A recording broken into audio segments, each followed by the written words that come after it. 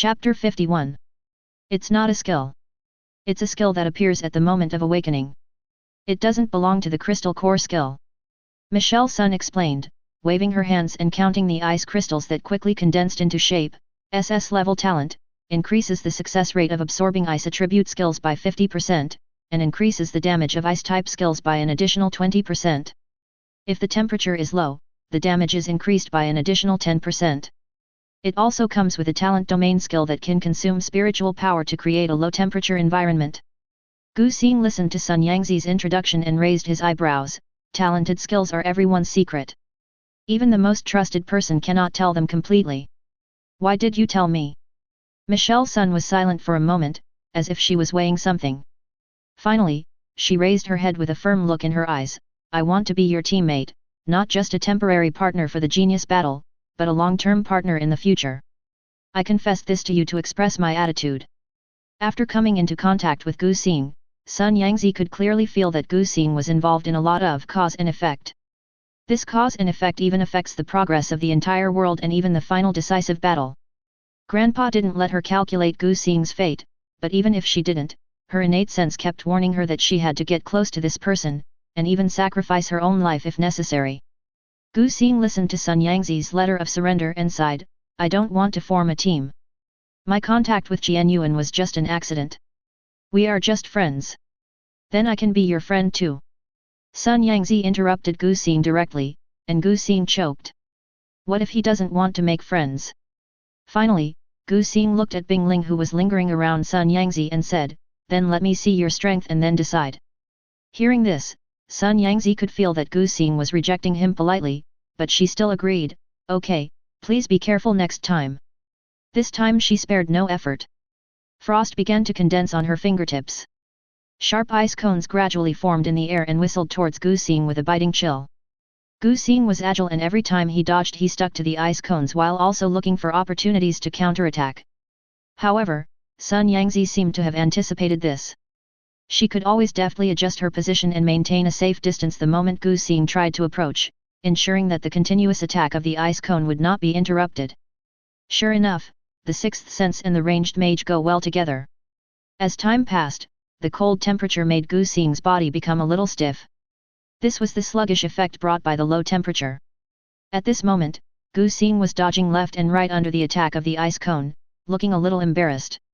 When Sun Yangzi saw that Gu Xing was unable to dodge, she immediately used her second-level absorption skill, the extreme cold cage, at Gu Xing's landing point. Suddenly, several icicles rose up and surrounded Gu Xing. Be careful.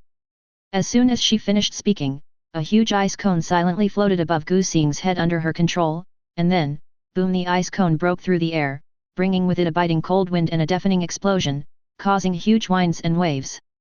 The broken ice scattered in all directions, causing Sun Yangzi to squint her eyes slightly. When the scene in front of her became clear again, Sun Yangzi saw that there was no trace of Gu Xing in her field of vision and chuckled, it didn't hit. Gu Xing's voice sounded behind her, with a hint of relief in his tone, it's a little slow. If it were faster, it would have hit me. Sun Yangzi lowered her head, she knew that even if she went faster, she wouldn't be able to hit him.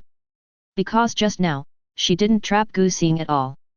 The strong sense of crisis behind her told her that Gu Xing was right behind her. I lost.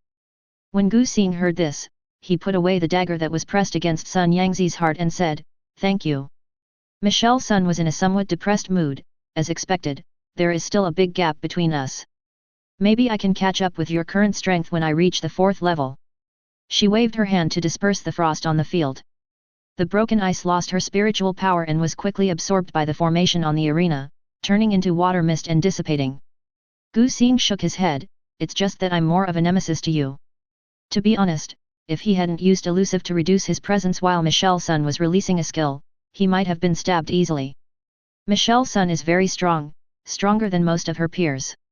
However, Sun Yangzi had the intention to kill just now, but it did not trigger the system warning. Sure enough, she doesn't belong to the ranks of NPCs? Maybe I have to wait until the permissions are unlocked before I can ban it. Thinking of this, Gu Xing rubbed his palms and exhaled, okay, it's a bit cold, I'm going back to the dormitory to sleep. Sun Yangzi looked at Gu Xing's back as he left. She opened her mouth to say something, but in the end she pursed her lips. As expected, her strength is still not recognized by Gu Xing?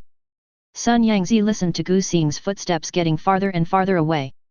At this moment, a voice came from the exit, "You should go to bed early too, and remember to take a hot bath." After hearing these words, Michelle Sun raised her head in disbelief and looked at the departing figure.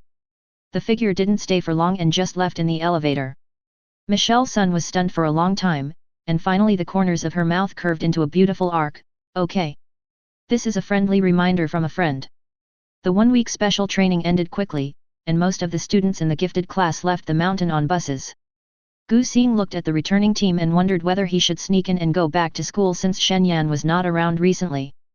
"Gu Xing, come here for a moment." Hearing the familiar voice, Gu Xing looked back and found it was Shen Yan. "Didn't Jian Yuan say that Shen Yan left 2 days ago? Why is he back again?"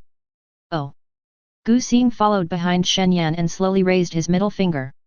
"When I am able to seal you in the future, I will definitely make sure you can't practice for even a single day." The two came to the office. Shen Yan sat on the sofa and pointed across, "Sit down." "Okay." Gu Xing responded obediently, and then asked, "Teacher, is there anything you want to say to me? Is he going to find out that he has been slacking off for the past few days?"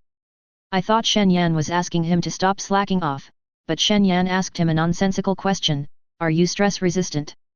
"Gu Xing. Is everything okay? What's wrong?" Gu Xing was a little confused as to why they suddenly asked him whether he could withstand pressure. Is there some big blame that he needs to take? Shen Yan looked at Gu Xing with some doubts, so he told him the truth. "Do you know why the Junior Genius competition is held?" Gu Xing nodded, "Of course I know. The top 3 teams will be directly admitted to the 7 major schools and directly enter the Genius class." Although he had no interest in being admitted to the gifted classes of the 7 major schools, he still knew what he needed to know. This opportunity is an important one for all students. But other than him, he was just there to make up the numbers, and it was enough as long as he didn't hold them back during a fight. Chapter 52. Shen Yan saw that Gu Xing knew the importance of this game, so he spoke, "Your talents and skills have been leaked to other schools." Gu Xing listened to Shen Yan's words and his expression became serious. "Leaked talents and skills? Was it leaked by someone in the team?" Disclosing other people's abilities is a felony and the offender will be brought directly to court and sentenced to life imprisonment. Currently, the only people who know about the special abilities in the team are a few teachers and their 8 students. The teachers who have access to these things have been banned and cannot leak them. So he is one of the 8 of them? Who is so bold as to do these things? Shen Yan did not directly answer Gu Xing's question, but said one more thing, "There was an explosion at school the day before yesterday. My office was destroyed and all the information about supernatural powers inside disappeared." He asked why Shen Yan suddenly passed away a few days ago, and it turned out that something like that happened in the school. Gu Xing was silent for a moment and asked, "There weren't any serious casualties?" Hearing Gu Xing asking about the casualties, Shen Yan was stunned for a moment, then chuckled, "We rested on Sunday. Apart from a few students who were scratched by the debris of the explosion while studying in the classroom, there were no casualties." Gu Xing nodded and breathed a sigh of relief. This was definitely not done by other schools. After all, although each school is competing for places, they would not resort to physical violence. This must be a pagan thing, most likely done by Paradise Lost. But when he heard that it was Sunday, Gu Xing was a little confused. If those guys just wanted to get the supernatural information, there's no need to make such a big fuss. Shen Yan nodded and said, "Yes, so we discussed it. We suspect that the group of people made a commotion but didn't hurt anyone because they wanted to do something else in secret. This is just a smokescreen. So we decided to pretend to be deceived and focus all our attention on investigating the explosion, but secretly send someone to investigate the real intentions of that group of people." Listening to Shen Yan's words, Gu Xing had a face full of question marks. No, he really just asked casually, but he didn't expect this person to report to him. He's just a student. No need. But apart from that, Gu Xing also understood. The someone sent by this person is most likely him. Is he a master key? Does he need to be involved in everything? Since Shen Yan reported to him in a very strict manner, he decided to help. So what do I need to do? I have to state in advance that I am not strong. Shen Yan was relieved to hear that Gu Xing was willing to help, and said, "You don't have to do anything, just keep an eye on the 4 people in the team."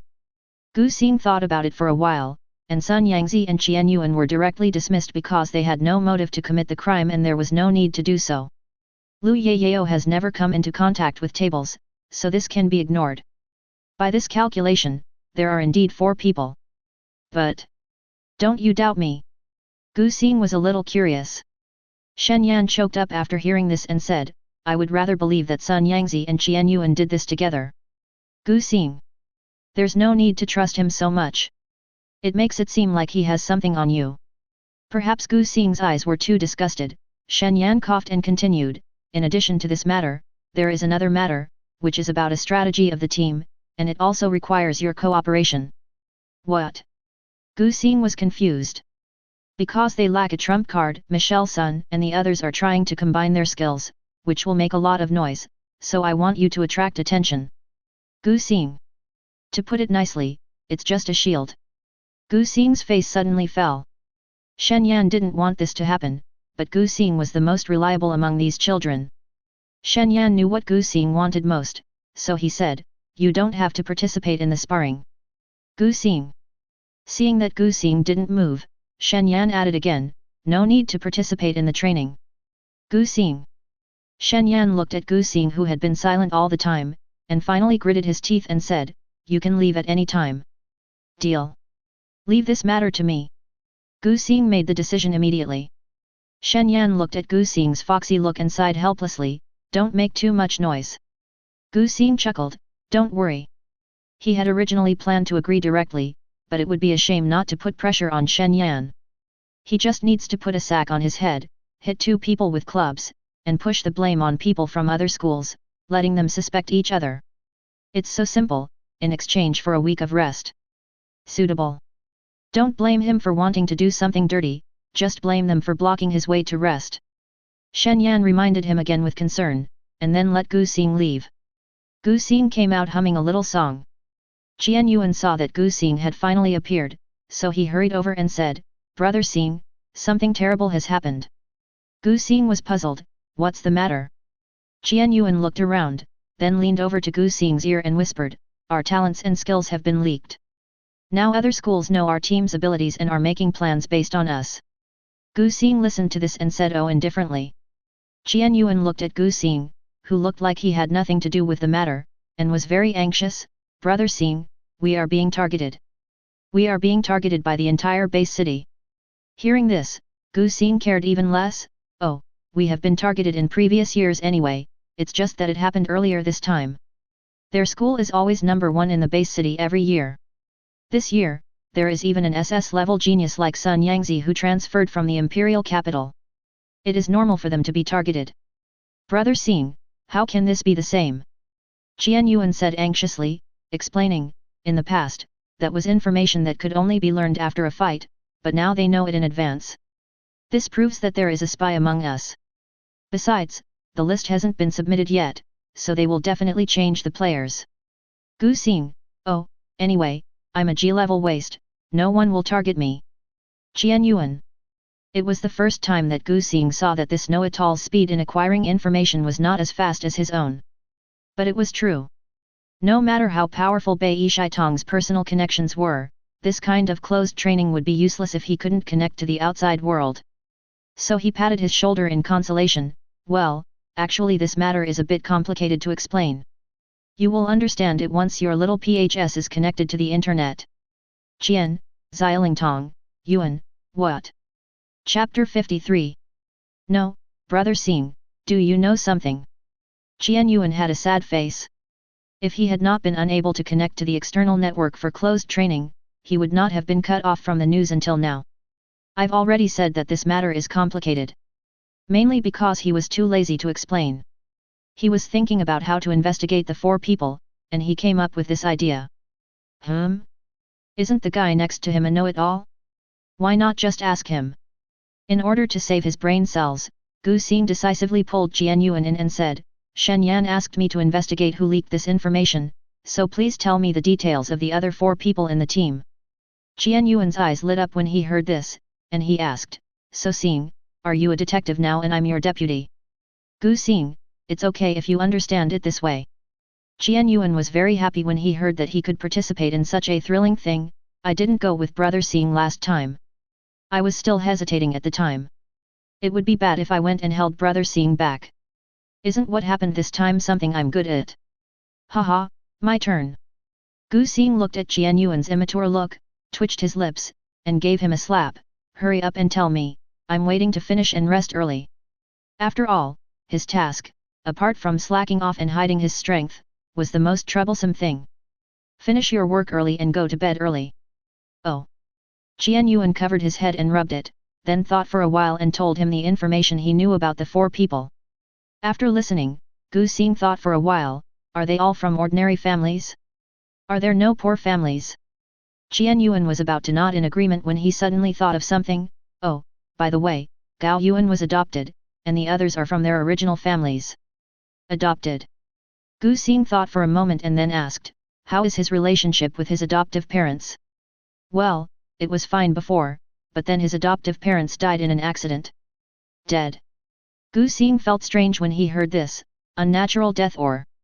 They are the two missing persons recently. The government gave them compensation. Now Gao Yuan is richer than the average family. Qian Yuan paused here and asked, Brother Xing, you don't suspect Gao Yuan is a spy, do you? Gu Xing shook his head, it just feels a bit coincidental. We can't make random guesses without evidence. What about the others? Do you have any doubts? For example, they all need money. After all, this matter happens to be related to Lost Paradise, and it is hard not to think that Gao Yuan and Lost Paradise are in collusion. Su Dong has a sick grandmother, Qian Fengying's younger brother gambles secretly, Zhou Changming's father has a mistress outside, his mother knows about it but doesn't dare to divorce, and often drinks and beats Zhou Changming. Gu Xing. I always feel that everyone has the motive to sell information. Gu Xing rubbed his hair in worry, and then thought of Sun Yangzi.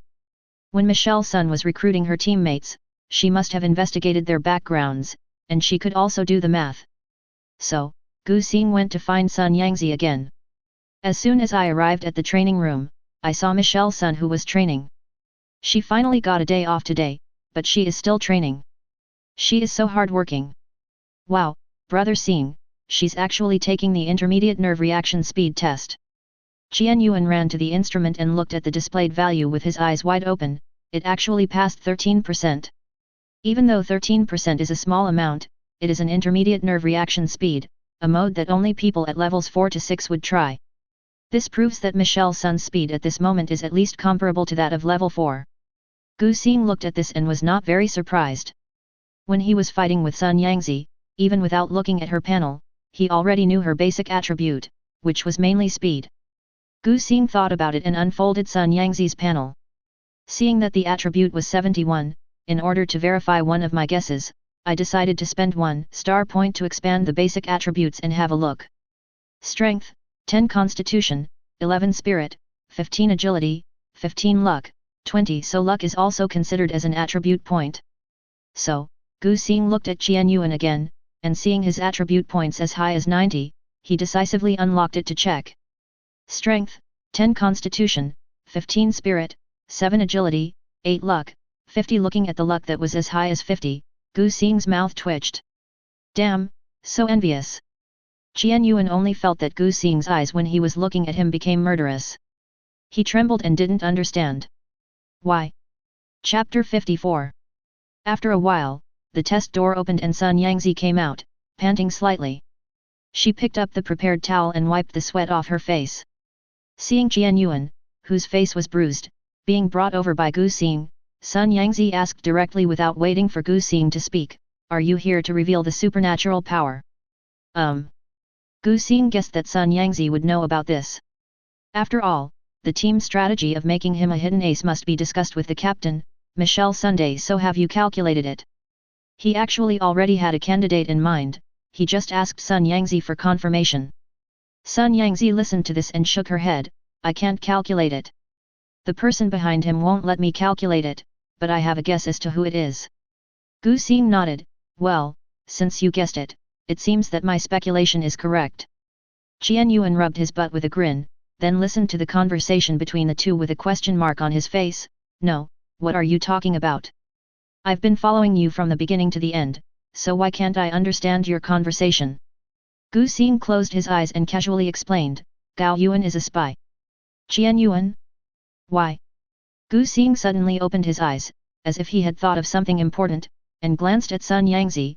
Where is Su Dong? Michelle Sun counted with her fingers and pointed to the west. Gu Xing nodded and turned to leave. Hey, brother Xing, why are you looking for Su Dong? Gu Xing walked towards the exit and waved, it's okay. I feel like someone is going to be in trouble, so I'm going to join in the fun. You two just wait here. Michelle Sun is not one who likes to join in the fun, but Jian Yuan is. However, Jian Yuan also understood that what Gu Xing said was a bit dangerous. He can't join in the fun. Thinking of this, Jian Yuan sighed. If only he were stronger, at least we could join in the fun. However, compared to cultivation, Jian Yuan was more curious about one thing. Why do you say Gao Yuan is a spy? Sun Yangzi looked at Jian Yuan and explained, because Gao Yuan has far more money than he should have. Indeed, although the other three also needed money, if they sold the information, they would have made a lot of money, and it would not have been possible for no news to have been leaked. Gao Yuan was already rich, he just became even richer. However, Jian Yuan still had some doubts, but Gao Yuan doesn't need to leak the information to sell it for money. Sun Yangzi saw that Jian Yuan still hadn't thought of this level, guessing that he didn't know what was going on outside, so she reminded him, a few days ago, the school was bombed and the ability information table disappeared. Who do you think could have done such a thing? Jian Yuan was stunned for a moment, and then his pupils suddenly shrank. These must be pagans, and the most likely ones among them are the crazy people in Paradise Lost. And thinking of what Gu Xing once said. If the disappearance of the adoptive parents is attributed to collusion between Gao Yuan and the people in Paradise Lost, that would be a bit terrifying if you think about it carefully. Looking at Jian Yuan's expression, Michelle Sun added, the first crystal core was not funded by me. When she first awakened, she promised when she formed a team that everyone could choose a crystal core with a market value of less than 10,000 yuan. The first crystal core is very cheap. A crystal core with a market price of 10,000 yuan basically covers all the skills circulating in the market that are suitable to be the first crystal core. Moreover, Michelle Sun also asked them to select those rare crystal cores that are difficult to circulate in the market. The others were from ordinary families, and 10,000 yuan was not difficult for them to come up with, but they were naturally willing to get rare skills for free, so they all chose it. Only Gao Yuan had no choice, because he had absorbed a very rare enchantment skill early on. This kind of fire attribute crystal core used to enchant weapons is a rare melee skill. It cannot be purchased without any channels and only with money. So how could an orphan have the same channels as a big family?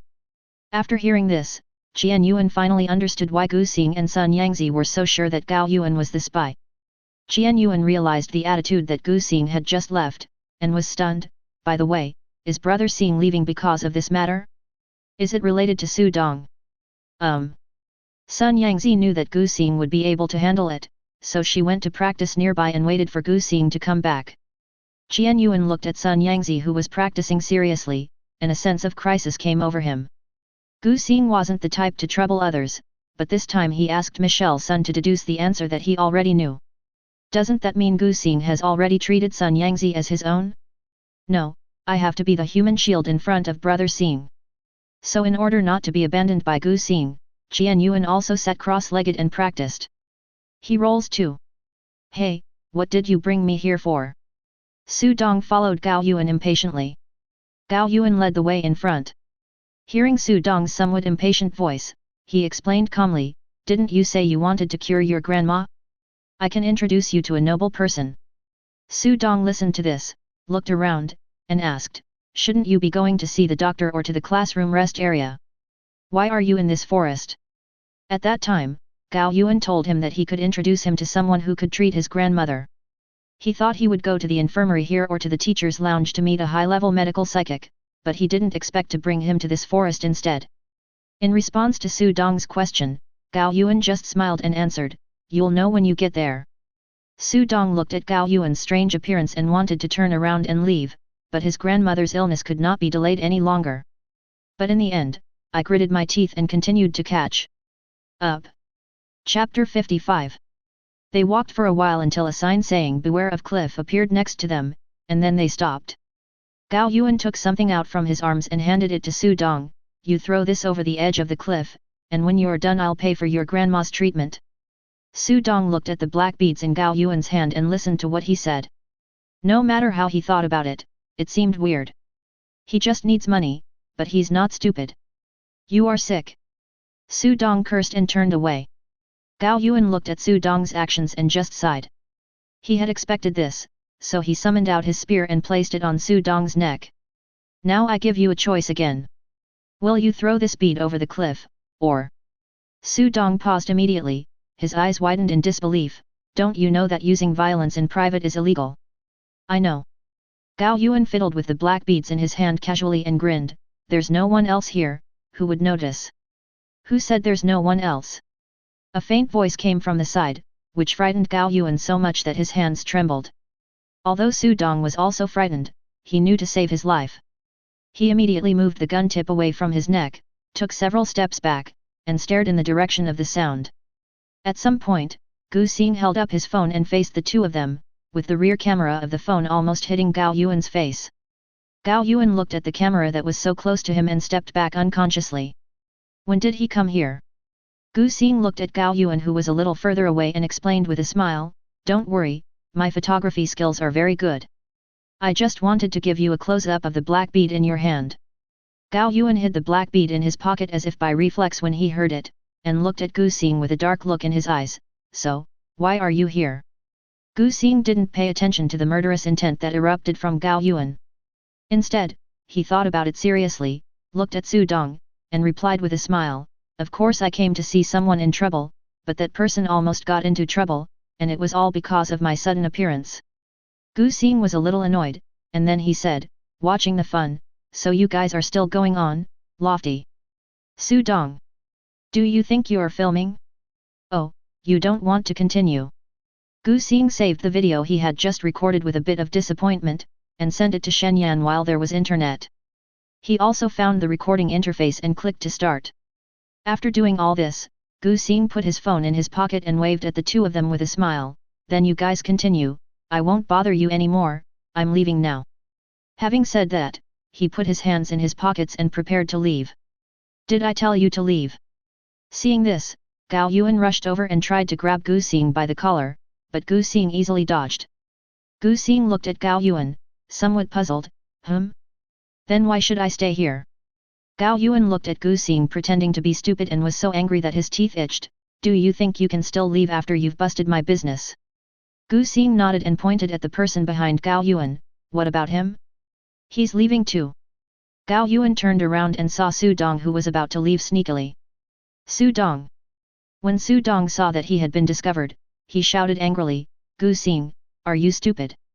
Let's go and report to the teacher. Gu Xing played dumb. I don't know, then you still have time to run now. Seeing Wanda Sheng and Gu Xing conspiring to report to the teacher, and the other encouraging them to run away, Gao Yuan was so angry that he felt like his brain was going to explode. Okay, you all want to leave, right? Don't leave. Gao Yuan shouted, squatted down and slammed a palm-sized black rectangular object on the ground, bit his finger and dripped blood, and chanted a mysterious spell. At this moment, blood-colored lines appeared on the black rectangular object, and then it disappeared. Gu Xing only felt that the surrounding scenery shook slightly. The originally quiet forest is now devoid of any bird sounds. At this time, Su Dong ran wildly out of the forest, but ended up bumping into a transparent membrane. Hiss! Su Dong covered his head and touched the wall in front of him. Although he couldn't see anything with his naked eyes, he could feel something blocking his way. What's this? Su Dong couldn't figure it out. He tried various methods, including using spiritual power and fists, but he couldn't open it. Damn it, why can't I get out? Su Dong hammered the transparent wall hard, turned around and shouted to Gao Yuan, Hey! What on earth did you do? Gao Yuan stood up slowly and laughed, I told you I wouldn't let you leave. Not far away, Gu Xing naturally saw Su Dong punching the air wall. So he pretended to run to the edge of the formation, punched the transparent wall, and said in disbelief, This formation. Could it be that Yuan lost Paradise? Gao Yuan snorted, I didn't expect you knew about Paradise Lost. It seems like you and Qian Yuan have a really good relationship. But we are just partners. I exchange information for his upper-level resources. It's fair. Hearing this, Gu Xing couldn't believe it and shouted angrily at Gao Yuan, "Why are you doing this?" Looking at the panic on their faces, Gao Yuan snorted coldly, "What did I do? I didn't even have to do this." He pointed at Su Dong angrily, "If your black bead had gone to the edge of the cliff, this matter wouldn't have to be so troublesome." Then he pointed at Gu Xing, "And you? Not only did you come, you even used a crappy phone to record it." After saying this, Gao Yuan seemed to have finally vented some of his emotions, and his expression relaxed a lot, "But now you can't run away even if you want to, and you can't send a distress message either. Any signal is blocked here." Su Dong took out his phone in disbelief. Seeing that the signal on it was none, he panicked, "What are you going to do? Let me out." Hearing this, Gao Yuan sneered, "Okay, you can go out. This formation can only be opened with fresh blood and flesh as a sacrifice, which means..." Gao Yuan glanced at the two of them and slowly uttered a few words, "One of you two must die." "What?" Su Dong was shocked. He looked at Gao Yuan with disbelief in his eyes. He would never have imagined that this matter would develop to the point where someone would die. "Aren't you afraid that Shen Yan will find out and sue you in court?" Gao Yuan listened to this and laughed, "Why would he suspect me? After all, I am the one with the least motive to commit the crime. When I came here, I hid from the surveillance cameras. Others would think I was just sleeping in the dormitory. And you?" Chapter 56. Gao Yuan looked at Su Dong and taunted, "I can go out anytime. After all, I am the one who opened the formation, and you want to break the formation and get out." Gao Yuan's eyes moved between Su Dong and Gu Xing, and he spoke slowly, "Who do you think will die here?" Su Dong understood what Gao Yuan meant. He just wanted to use him to get rid of Gu Xing and frame him. When he thought of this, he couldn't help but feel a chill down his spine. Once a life is lost, even with 1,000 words of defense, there is no way to wash away this bloody stain. Gu Xing heaved a sigh of relief after Gao Yuan had basically explained what had happened. "It's okay. I originally thought that this was a tough one to fool, but I didn't expect that I was so angry that I blurted out the truth. Now both the witness, Su Dong, and the physical evidence, video, audio recording, are there, so even if Gao Yuan is fully prepared, he cannot escape. By the way, Michelle Sun should be bringing Shen Yan here now." Thinking that Shen Yan might not be able to dismantle the formation, he pretended to be panicked and slapped the transparent wall, but in fact he was using the power of the stars to find the center of the formation. He had encountered this formation many times and already knew how to break it. The black rectangular thing just now was the eye of the formation, but it has automatically merged into the transparent wall, so now he has to find where that thing is hiding. There was no need to find the center of the formation before, after all, killing a person was quite easy. But now none of the three of them can die, so they can only find the center of the formation. Gao Yuan looked at Gu Xing slapping the wall, then turned to look at Su Dong, "Don't you always want to kill Gu Xing? Now I'll give you the chance." Su Dong gritted his teeth and looked at the teasing expression on Gao Yuan's face, "You are such a lunatic." Although he always said that he wanted to kill Gu Xing, it was just what he said in anger. Gu Xing was sneaking around to find the center of the formation. When he found one, he was delighted and pulled the thing out, shouting, "No, you can't kill me. I'm just a G level without any spiritual power. Maybe even if you kill me, you won't be able to solve it." At this time, the leader, holding a compass, frowned and stopped beside a tree trunk. Qian Yuan looked at him and stopped, then asked hurriedly, "Have we arrived yet?" The man nodded, "Yes, although this is the lowest level formation, it will still take some time to break it." Brush. The surrounding scene changed, the transparent membrane disappeared, Gu Xing's voice came from inside, and everyone looked at the three extra people. Su Dong / Gao Yuan. The person who was preparing to break the formation. When Gu Xing saw Shen Yan, he immediately stumbled over, pointed at Gao Yuan and Su Dong, and shouted, "You are finally here, they are going to kill me." After saying that, Gu Xing held his forehead again, "Oh! I am so scared that I am about to pass out." As he said that, Gu Xing fell directly into Shen Yan's arms and stuffed the things in his hand into Shen Yan's hands. Shen Yan was originally wondering what Gu Xing was acting out, but suddenly he felt something extra in his hand and understood. So he handed the thing in his hand to the psychic who removed the formation and said, "Thank you for your hard work in breaking the formation." Then he shouted to the others, "Catch them both!" Others took action one after another. One of the psychics patted the man who was responsible for removing the formation and praised him, "Awesome, bro, you resolved it so quickly." The psychic responsible for removing the formation. How come he doesn't know how awesome he is? He had clearly just arrived to dismantle it, but the formation was broken? He hasn't started yet. Because a lot of people were mobilized, some students came over out of curiosity to check it out. As a result, they saw this scene and began to speculate what had happened here. I heard that person seemed to be shouting that he wanted to kill someone. Maybe it's just a minor fight, not big enough to attract so many teachers. G level? What is G level? Isn't the lowest level only F level? I know this. This is a level lower than F level. It cannot awaken talents, and even spiritual power cannot be used. I know this. It's Gu Xing. I've heard that there's a person who was rated G level. He's a liberal arts genius and was even admitted to the genius class. Ah? Why are G ranks staying here? Aren't the ones who can stay here the ones who participated in the genius tournament? Maybe he just stayed here and hasn't gone back yet. Everyone was talking quietly, but they couldn't figure out why. Qian Yuan looked at Gu Xing's operation and thought about the tactics that Sun Yangzi mentioned to make Gu Xing attract attention. He immediately understood what Gu Xing meant and shouted loudly, "My dear brother Xing, you are so pitiful. As a G-level person, you are bullied by two highly talented people.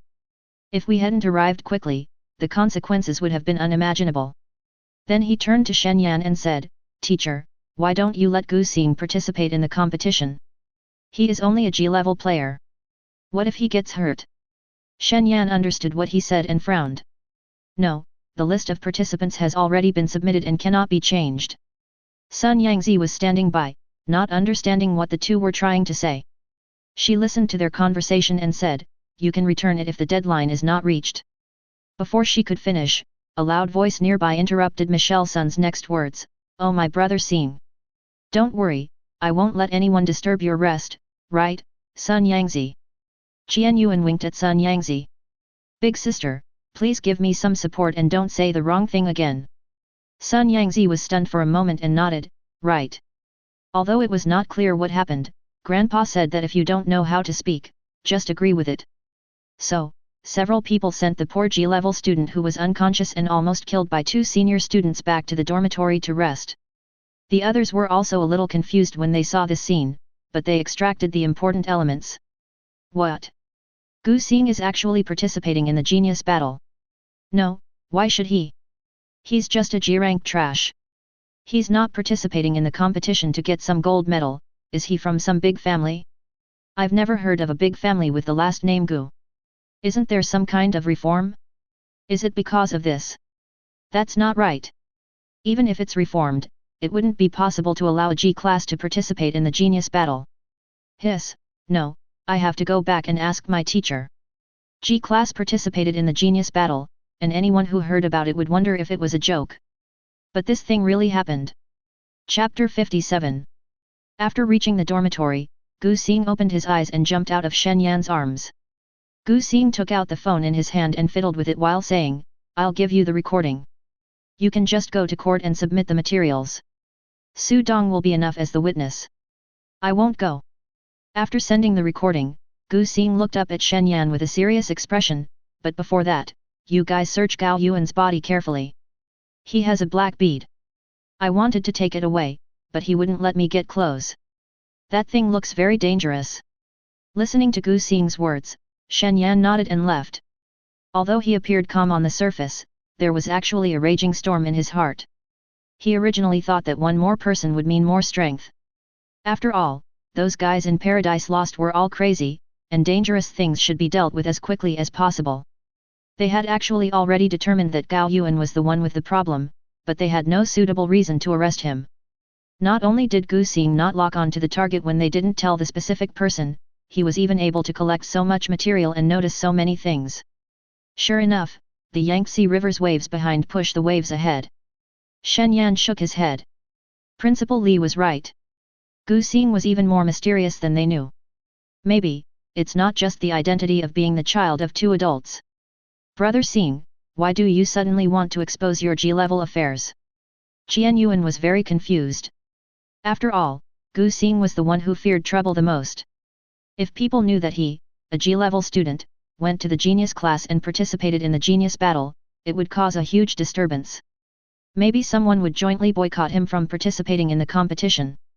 Gu Xing sat on the chair and sighed, anyway, this matter will be discovered when the genius war officially begins. Let them make a fuss now and I won't have time to care about you. His original plan was to find a few unlucky guys and give them a blow, but when the formation was lifted, he saw the group of students watching the show, so he changed his strategy. This matter will have a bad impact on you. Sun Yangzi reminded Gu Xing. After all, no one can tolerate the fact that the geniuses who think they are the chosen ones of heaven are suddenly on par with a G class, or even inferior to them. Some of them might be extreme and even threaten Gu Xing's safety. Gu Xing waved his hand indifferently, don't worry, they won't be able to find me. He was elusive, and Shen Yan allowed him to come and go as he pleased. When he didn't want to stay any longer, he would just leave. He was not afraid at all. Qian Yuan nodded, when the real competition comes, they will know how powerful Brother Xing is.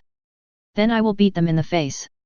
After hearing this, Michelle Sun nodded in agreement. The news that Gu Xing was G-level spread quickly. In this world where attitude is determined by strength, Gu Xing, a G-level character, would not be considered a person who needs protection, but a soft persimmon that can be trampled on by anyone. The higher the talent level, the better the resources you get, so everyone looks up and has no time to look down and pay attention to the weak. No, why should he? Even if it's because of policy, we shouldn't let a G-rank loser participate in the genius battle. Yes, a genius class can only send 8 people to participate in the competition. This is a chance to change your destiny. What on earth is the school thinking? Besides, they are the #1 middle school. As long as we can participate in the competition, we will basically be admitted to the 7 major schools in advance. No, I have to ask the teacher. In fact, the teachers from other schools were also confused. They already felt it was weird because they knew the list of superpowers of the first middle school, and now there was a G-level gifted person participating in the genius battle. What on earth is this #1 middle school up to? A teacher rubbed his temple, looking like he had a headache. It's unheard of for G class to participate in the genius battle. Could it be that they really have discovered some special training methods? Another teacher speculated. One of them put down his phone and sighed, I can't get any answers from them. They really don't want to say anything more. Have they given up on competing for the top 3 spots and are just here for the formality? A younger teacher offered an answer. No, we can't just give up the fight when there's an SS rank transfer student here, right? Could it be that student is a child of some hidden big family? If I could connect to the internet right now, I would have searched it a long time ago. Therefore, they could only focus on investigating Gu Xing and had no time to care about the rest of the team members. So Sun Yangzi and the others could focus on studying combination skills. Currently the 5 of them are discussing tactics. Among them, Su Dong was pulled in as a witness to send Gao Yuan to operate the sewing machine, while Lu Yeyao had returned today and is now also in the big family being discussed. Sun Yangzi was still thinking about everyone's pairing, while Qian Yuan was curious about everyone's attitude towards Gu Xing, so he moved to Zhou Chongming and chatted, the news that Gu Xing is G-level has spread. What do you think? Zhou Chongming was confused, what do I think? Just do you think Gu Xing is worthy of participating in the genius competition? Zhou Chongming scratched his head and said, Gu Xing is quite capable. After all, I can't slap a fat man's mouth crooked. Qian Yuan thought of the scene again, shrank back and pressed his tongue against his cheek. He must try his best not to make Gu Xing angry, otherwise he would be half dead or even half crippled by this slap. Qian Fengying walked up to Sun Yangzi and asked, Sister Yangzi, our team is still short of 1 person, what should we do? Su Dong is only leaving temporarily and will be back in 2 days, but Gao Yuan will not be back. So the team of 8 now has only 7 people left. The school should be organizing a competition, and the results should be out this afternoon. I think the most likely winner is Hu Tianba. His skills are amazing. He can challenge God alone. Qian Yuan came to the 2 of them at some point and expressed his views. Sun Yangzi nodded, fortunately, Qian Fengying absorbed and purified it. The disadvantages of this frenzy are obvious, especially in team battles, because due to the negative buff that does not distinguish between friend and foe, this attribute is often the first choice to be passed. If Qian Fengying had not absorbed the purification, even if Hu Tianba was the final winner, Sun Yangzi would not have let him join the team. Although there are individual battles, the most important thing is team battles. Lu Yayao sat quietly in the corner. Her eyes were now visible, but she was wearing black-framed glasses. This was given to her by Gu Xing. Just by wearing the glasses she can block out the fear that comes with looking into other people's eyes. Lu Yayao fiddled with the glasses case in her hand, and a blush appeared on her face. Chapter 58. 50,000. 5,000. 30,000. 10,000. Make a deal. Shen Yan looked at Gu Xing's money-obsessed appearance, took out his cell phone and fiddled with it. Okay, I'll transfer the money to you. Gu Xing looked at the arrival message on his phone, and the smile on his face became more real. Thank you, teacher. A pair of plain glasses worth 10 yuan was exchanged for 10,000 yuan. Making money is secondary. The main thing is to cheat Shen Yan. Shen Yan saw that Gu Xing did it on purpose and sighed, okay, stop laughing and don't let anything slip when you go out later. Gu Xing raised his head and said seriously, don't worry. Lu Yayao's eyes can be considered a secret weapon of their team and must not be publicized. Shen Yan rubbed his brows and waved his hand, okay, let's go now. By the way, be careful when you go out. Those teachers are asking around for your information. They might even come looking for you directly. Gu Xing didn't want to stay any longer. After all, he had just cheated someone and he was afraid of getting beaten if he stayed any longer. But after hearing these words, he didn't care. Okay, I'll pay attention. Anyway, I have the skills, so I'm not afraid. So, Gu Xing politely said goodbye to the teacher and left happily. As a result, as soon as he walked out of the door, his shoulders were pressed, and Gu Xing was dragged to the next office in a daze. Gu Xing. No, it's that fast? Gu Xing looked at the teachers who surrounded him with an innocent expression. Teacher, I don't know anything. I'm just a G level. If you don't believe me, you can check it out. One teacher didn't believe it, so he went to the infirmary to get a tester to check, and the result was indeed G level. Everyone looked at each other. That guy Shen Yan is passing the buck, throwing everything to this kid. And this kid was also passing the buck and didn't know anything when asked. I don't believe it. You must have a special skill, otherwise why would you participate in the genius battle? One of the teachers asked Gu Xing with a smile, classmates, this is just a friendly exchange. Don't you already know our details? Gu Xing looked helpless, I'm just here to make up the numbers. You really don't have any special skills.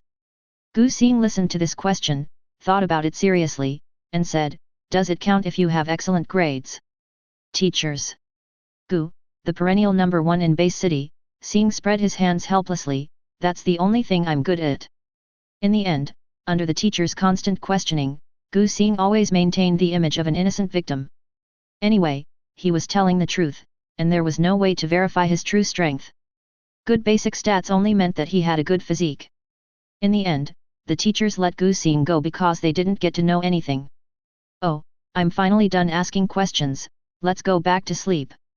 Gu Xing stretched and smacked his lips. I met 2 students on the way, and they were talking about Gu Xing. How did that Gu Xing participate in the genius competition? Is he really just a G level? I don't know much about G rank, but I heard that G rank can't even use their powers, and they don't even have awakened skills. Is such a waste qualified to participate in the genius battle? Gu Xing looked at the 2 people in front of him, glanced at them, and when he passed by them, he slapped one of them on the head. Ah! Who hit me? Ah! I was beaten too. There are only 2 of us here. It must be you who hit me. Bullshit, you are slandering me, it was obviously you who beat me. So the 2 friends who were originally chatting well ended up fighting. Gu Xing hid his achievements and fame and left leisurely. The verdict is out. Qian Yuan lay in front of Gu Xing's bed and said. Gu Xing didn't open his eyes when he heard this. He turned over, none of my business. Qian Yuan looked at him and continued to sleep, feeling anxious. How can it be none of your business? Although Gao Yuan has been sentenced to death, he requires to see you before the execution. Gu Xing listened to this and felt a little confused. Why did he see me? Qian Yuan shook his head. I don't know either, I'm just a messenger. Gu Xing lay on the bed and thought about it, and finally decided to go meet him. After all, given Gao Yuan's character, what he wanted to say to him before he died was definitely not nonsense. So Gu Xing went out and got on the car heading to the court. A man was about to drive, but was stopped by someone next to him. I'll drive, and you don't have to go. This. The man hesitated, looked at Gu Xing, then looked at the person in front of him, and could only nod, all right. Gu Xing didn't pay much attention to what the two said. He sat in the back seat of the car and waited quietly, while the woman sat directly in the driver's seat, started the car, and drove down the mountain. Gu Xing recalled the conversation she had just had with the man. Gu Xing had seen that man before. He was a garrison officer on the mountain, in charge of matters in the training room. The people stationed here are on average around level 5, people who can be respected by level 5 psychics. Gu Xing curiously unfolded her panel. Name * gender, female level, 6th level perfection companion talent, star power awakening talent, S energetic attributes, 443 plus 10 status, happy, spirit plus 1%, Gu Xing. The power of the stars is not exclusive to him. It is a kind of power that can communicate with the star core that everyone in the star temple must master before entering the temple. This kind of power is extremely difficult to cultivate and is full of impurities. This person may have discovered the purest star power in him. Gu Xing was glad that he had not cancelled the skill of elusive, otherwise it would be terrible if his aura was discovered. If he was kidnapped and made a star god, he would never be able to slack off for the rest of his life. Before Gu Xing could be shocked for long, the woman driving in front spoke, "My name is Yang Xiaomeng, and I'm the judge of the tribunal." Gu Xing. No, why did this person introduce himself? Gu Xing was a little confused, but he still maintained his good student demeanor and answered obediently, "My name is Gu Xing, and I'm an ordinary student in the genius class." Yang Xiaomeng listened to Gu Xing's answer and said with a smile, "Classmate, you are so humble. I have heard about your deeds before." Gu Xing scratched his head. He knew she was talking about collecting evidence, so he said modestly, "It just happened to happen." "I see." Yang Xiaomeng murmured, and then said, "By the way, classmate, there is a word seeing in your name, do you know the Star Temple?" Gu Xing. Chapter 59. In order to avoid being forced to work, Gu Xing could only calm down and answer, "The Star God Temple, I've read about it in a book before. It has cooperation with many countries and is a very powerful force. As for this name, it just so happens that it shares the same character with the Star God Temple. This was given by my parents, and I'm not too sure about it. In general, 4 words. It has nothing to do with him." Then, Gu Xing saw that the 1% behind happy mood in Yang Xiaomen's status bar changed to 5%. Gu Xing. On the way to the courtroom, Yang Xiaomeng had been chatting with Gu Xing about the Star Temple. Gu Xing simply quoted the descriptions he had read in the book without adding any of his own subjective thoughts. As a result, Yang Xiaomeng asked more and more questions that went beyond what was written in the book, and even began to ask him about the classification of the Star God Temple. These are all secrets. Even most people in the Star God Temple do not know the specific classification of the 12 temples. Gu Xing always felt that Yang Xiaomeng was testing him too much, so he quickly found other things to say. "By the way, why was Gao Yuan sentenced to death? Aren't most people sentenced to imprisonment? The Dragon Kingdom is still humanitarian. Only those who have committed extremely heinous crimes will be sentenced to death. Usually they will be forced to work as laborers for a few years or sentenced to life imprisonment, but not the death penalty. After all, there is a saying that goes, it is better to live a miserable life than to die a good death." After hearing this, Yang Xiaomeng realized that Gu Xing was unwilling to talk about this matter anymore, so she could only answer Gu Xing's question. "He has a bead in his hand that can break the seal on the mountain and create a passage for the people of Paradise Lost to enter. Because if his actions succeed, they will be so serious that all the geniuses on the mountain will die, so he was sentenced to death in the end." Hearing this, Gu Xing nodded, "I see." He already knew that asking about this was just a way to change the subject. Yang Xiaomeng added, "Because of this incident, we contacted other base cities and found that this kind of beads has the same effect." Hearing this, Gu Xing frowned. "I didn't expect that other base cities would also encounter such a thing, but..." He didn't seem to ask this, so why should she tell him? "Is this another report?" Gu Xing was confused. Why did everyone want to repay him? He was just an ordinary student. Chi. The car stopped steadily in front of a huge tall building. "Arrive." Yang Xiaomeng turned and looked at Gu Xing. Gu Xing nodded, breathed a sigh of relief, and got out of the car. This tall building looks like a prison. All the doors and windows are sealed and cannot be opened, and in front of it is a towering gate. At this time, Yang Xiaomeng parked the car and walked over, saying to Gu Xing, "Let's go." Gu Xing nodded and followed Yang Xiaomeng. They arrived at the door of the courtroom and took the elevator on the side, going down. The further they went, the colder it became outside the elevator. Gu Xing could even feel the spiritual power being blocked. Well, he could just sense it, but he had no spiritual power, so he couldn't be blocked. When the elevator door opened, what came into view were rows of cells made of minerals that isolated spiritual energy. Yang Xiaomeng took Gu Xing to one of the cells, where sat Gao Yuan, wearing prison uniforms. Gao Yuan had one foot tied up and was now lying on the edge of the bed, playing with the straw sticking out from the bed out of boredom. When he heard the footsteps, he looked in the direction of the sound and saw that the person coming was Gu Xing, so he smiled, "Gu Xing, you're here." Gu Xing nodded, looked at Gao Yuan who was completely different from before, and asked, "You said you had something to tell me, what was it?"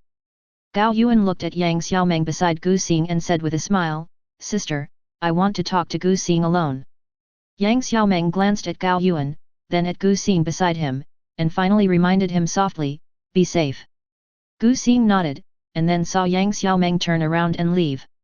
When Yang Xiaomeng left, Gao Yuan also stood up and walked towards Gu Xing, the iron chain rattling, and walked all the way to Gu Xing. They looked at each other only through an iron fence. Gu Xing did not retreat. An S-level genius who could not break through the spiritual power blockade was about the same level as a G-level genius. "We are not familiar with each other. You shouldn't just come to me to reminisce about the past." Gu Xing spoke calmly. He and Gao Yuan were really not familiar with each other, so it would be better for him to go find Sun Yangzi. Gao Yuan nodded, "I know, but I only believe you can do this." Gu Xing listened to this and turned and left. "A dying person asked me to do something for him. What do you think? Does he look like a very idle person?" Gao Yuan watched Gu Xing leave and suddenly panicked, "Wait a minute, it's about Paradise Lost." Gu Xing paused, then returned to Gao Yuan and said with a smile, "Hey, we are classmates and former comrades in arms. We should help each other.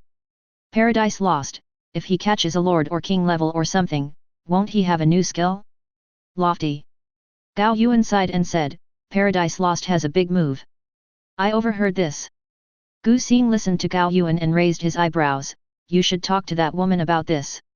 She might be able to turn your suspended death sentence into life imprisonment." Gao Yuan shook his head, "No, if I tell them, the people in Paradise Lost will definitely not let me go, and I may not live long and die miserably. It is better to die easily now." Gu Xing thought that with Lost Paradise's crazy temper, turning Gao Yuan into a puppet would be considered a light punishment. "Well, it's miserable indeed. Then tell me." Gu Xing knew that he would be able to pick up something good here, and here he found it. Gao Yuan coughed lightly and said, "They said that a big shot came to participate in an incident." Gu Xing? That's it. Gao Yuan nodded seriously, "Yes, that's it." Gu Xing. Sure enough, Gao Yuan still didn't understand Paradise Lost. They now had a small disturbance every 3 days and a big disturbance every 5 days. Every day they were either causing trouble or on their way to causing trouble. "Oh, I see. What a disappointment." Gao Yuan saw the disappointment on Gu Xing's face and said anxiously, "I'm talking about a big event. They said they could internally disintegrate an entire base city, one soldier at a time, and make the people of the base city voluntarily become the Lost Paradise." Chapter 60. "Okay, I got it." Gu Xing waved his hand. He said that if that group of people didn't discuss anything good behind Gao Yuan's back, he wouldn't have thought that it was just empty talk. Without losing a single soldier, this might be something that little Karami just said casually. He finally understood why Gao Yuan didn't tell Yang Xiaomeng.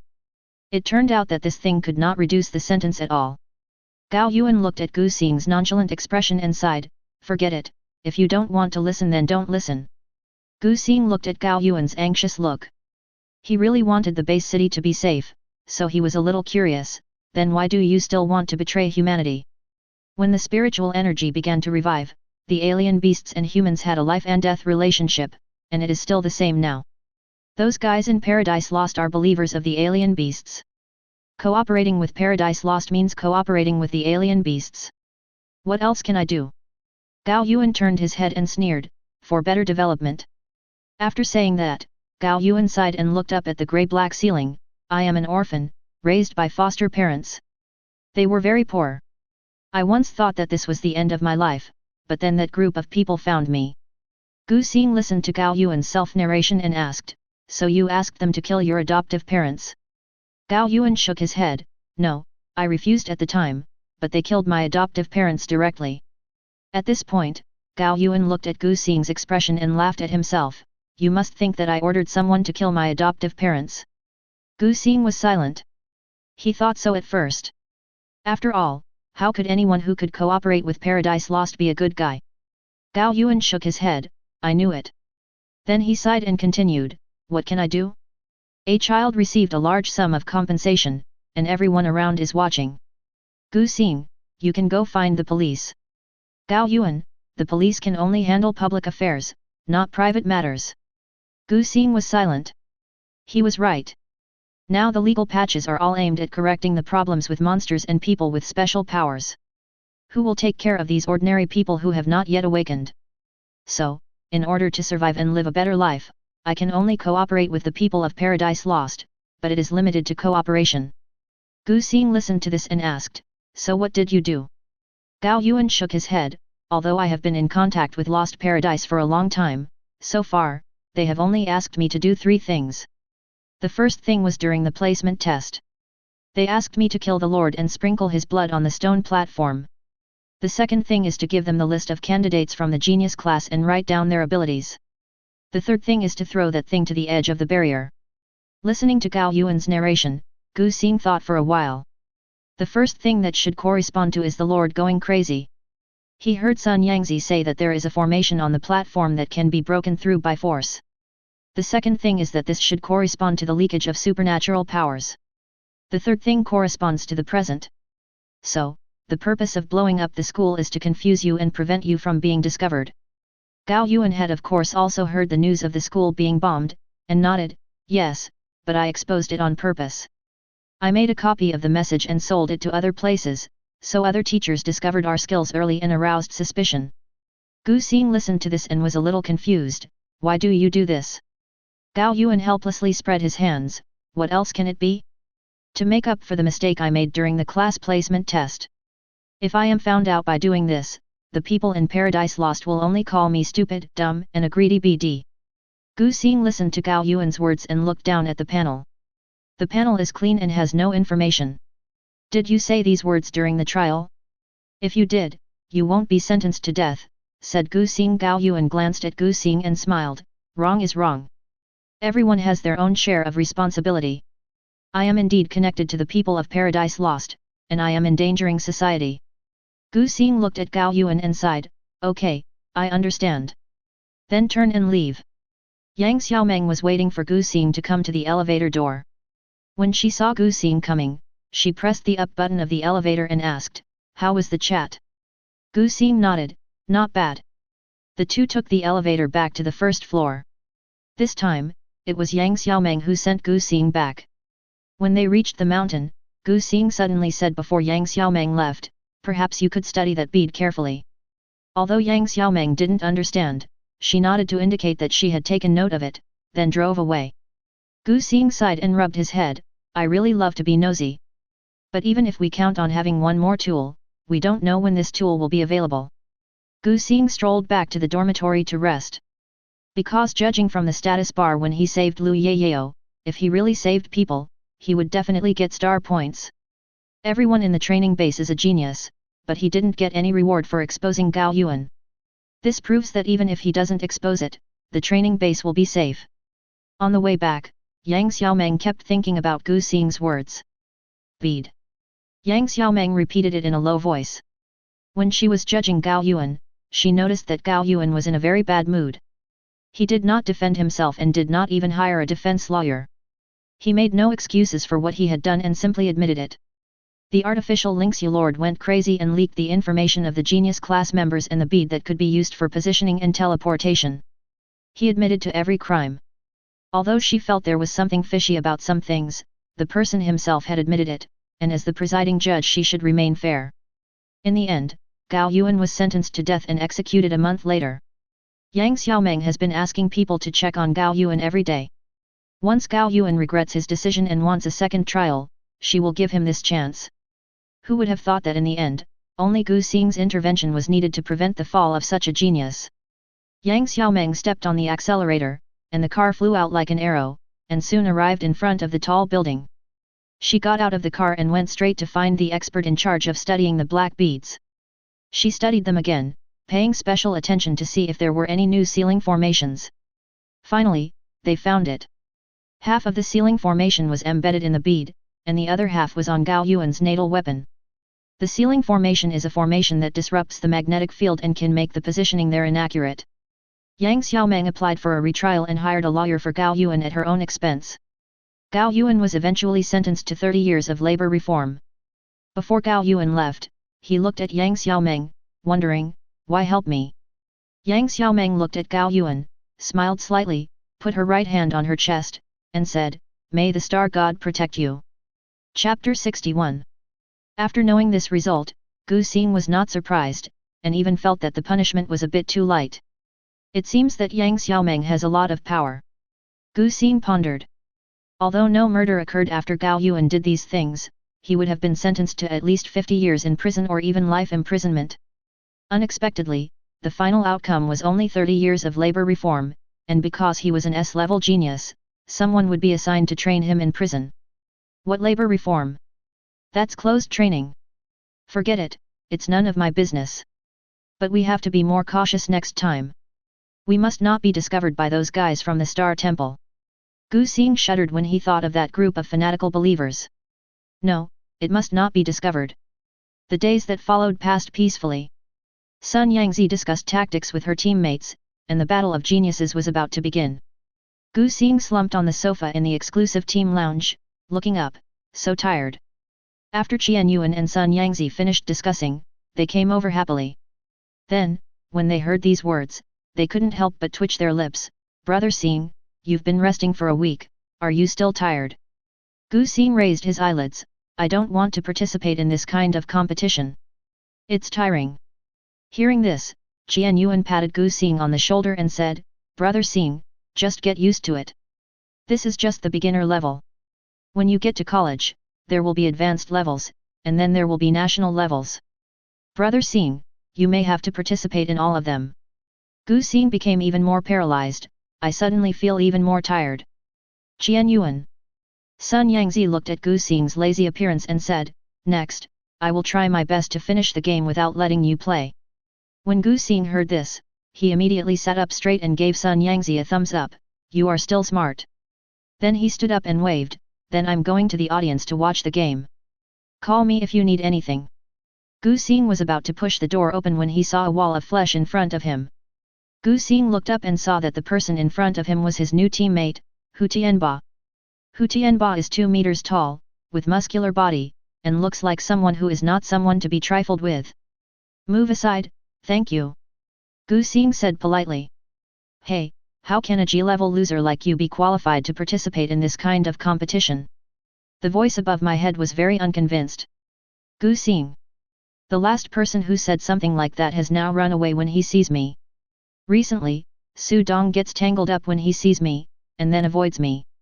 This person." Gu Xing sighed, grabbed his shoulders and pushed down hard. At this moment, Hu Tianba only felt a weight of thousands of pounds on his shoulders, pressing him down. Pang! Hu Tianba knelt directly in front of Gu Xing. He could never have imagined that he, a man known for his strength and defense, would be defeated in terms of strength by a G-level waste. At this time, Hu Tianba's head only reached Gu Xing's chest. Gu Xing bent down, got close to Hu Tianba's ear, and patted his shoulder. "If you are not satisfied, go and tell the teacher." Then he strode away. The shock in Hu Tianba's eyes took a long time to dissipate. He stood there in a daze until Qian Yuan came over, pulled him up and patted his chest. "Big guy, I've already told you, don't mess with the angry Xing brother." Gu Xing normally wouldn't use this method to make people shut up unless he was angry. I was defeated by a G-class." Hu Tianba still didn't react at this time. This situation is as outrageous as a 3-year-old beating a grown man. How is this possible? "Relax, there's a lot you don't know. Qian Yuan already had a clear understanding of Gu Xing's strength.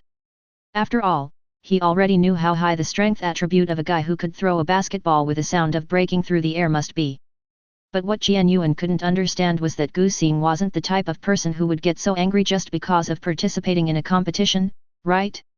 After teaching Hu Tianba a lesson, Gu Xing immediately looked in one direction.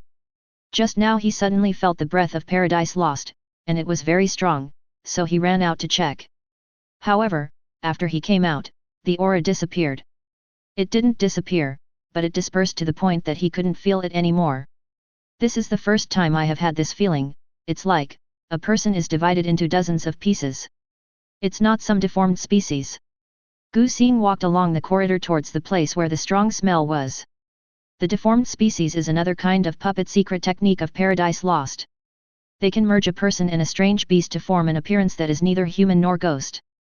The most disgusting creature he encountered in his previous life was the kind that could split. If he killed one, two would appear. But that kind of puppets are rare in number. If the purpose is just to destroy this place, there is no need to release puppets of this level. While Gu Xing was thinking, he had already arrived at the last place where the breath disappeared, a storage room. This place is very remote, and the staff are all busy with the opening ceremony of the genius competition, so there are not many people around. Gu Xing simply pushed open the door and walked in. There were a lot of things in the utility room, and it was very dark. As soon as Gu Xing entered, he kicked an empty bottle. There was no sound around except the sound of the empty bottles rolling. That guy should have left. However, Gu Xing decided to go in and look around, maybe he would find something.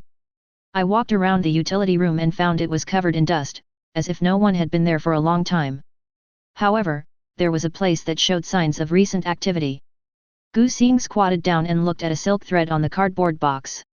He picked up the thin, almost invisible thread and held it up to examine it carefully through the light left through the crack in the door. This thread is thinner than a hair, but extremely tough, a bit like high-level spider silk. Hey! Who's in there? An old man at the door shouted inside with a flashlight.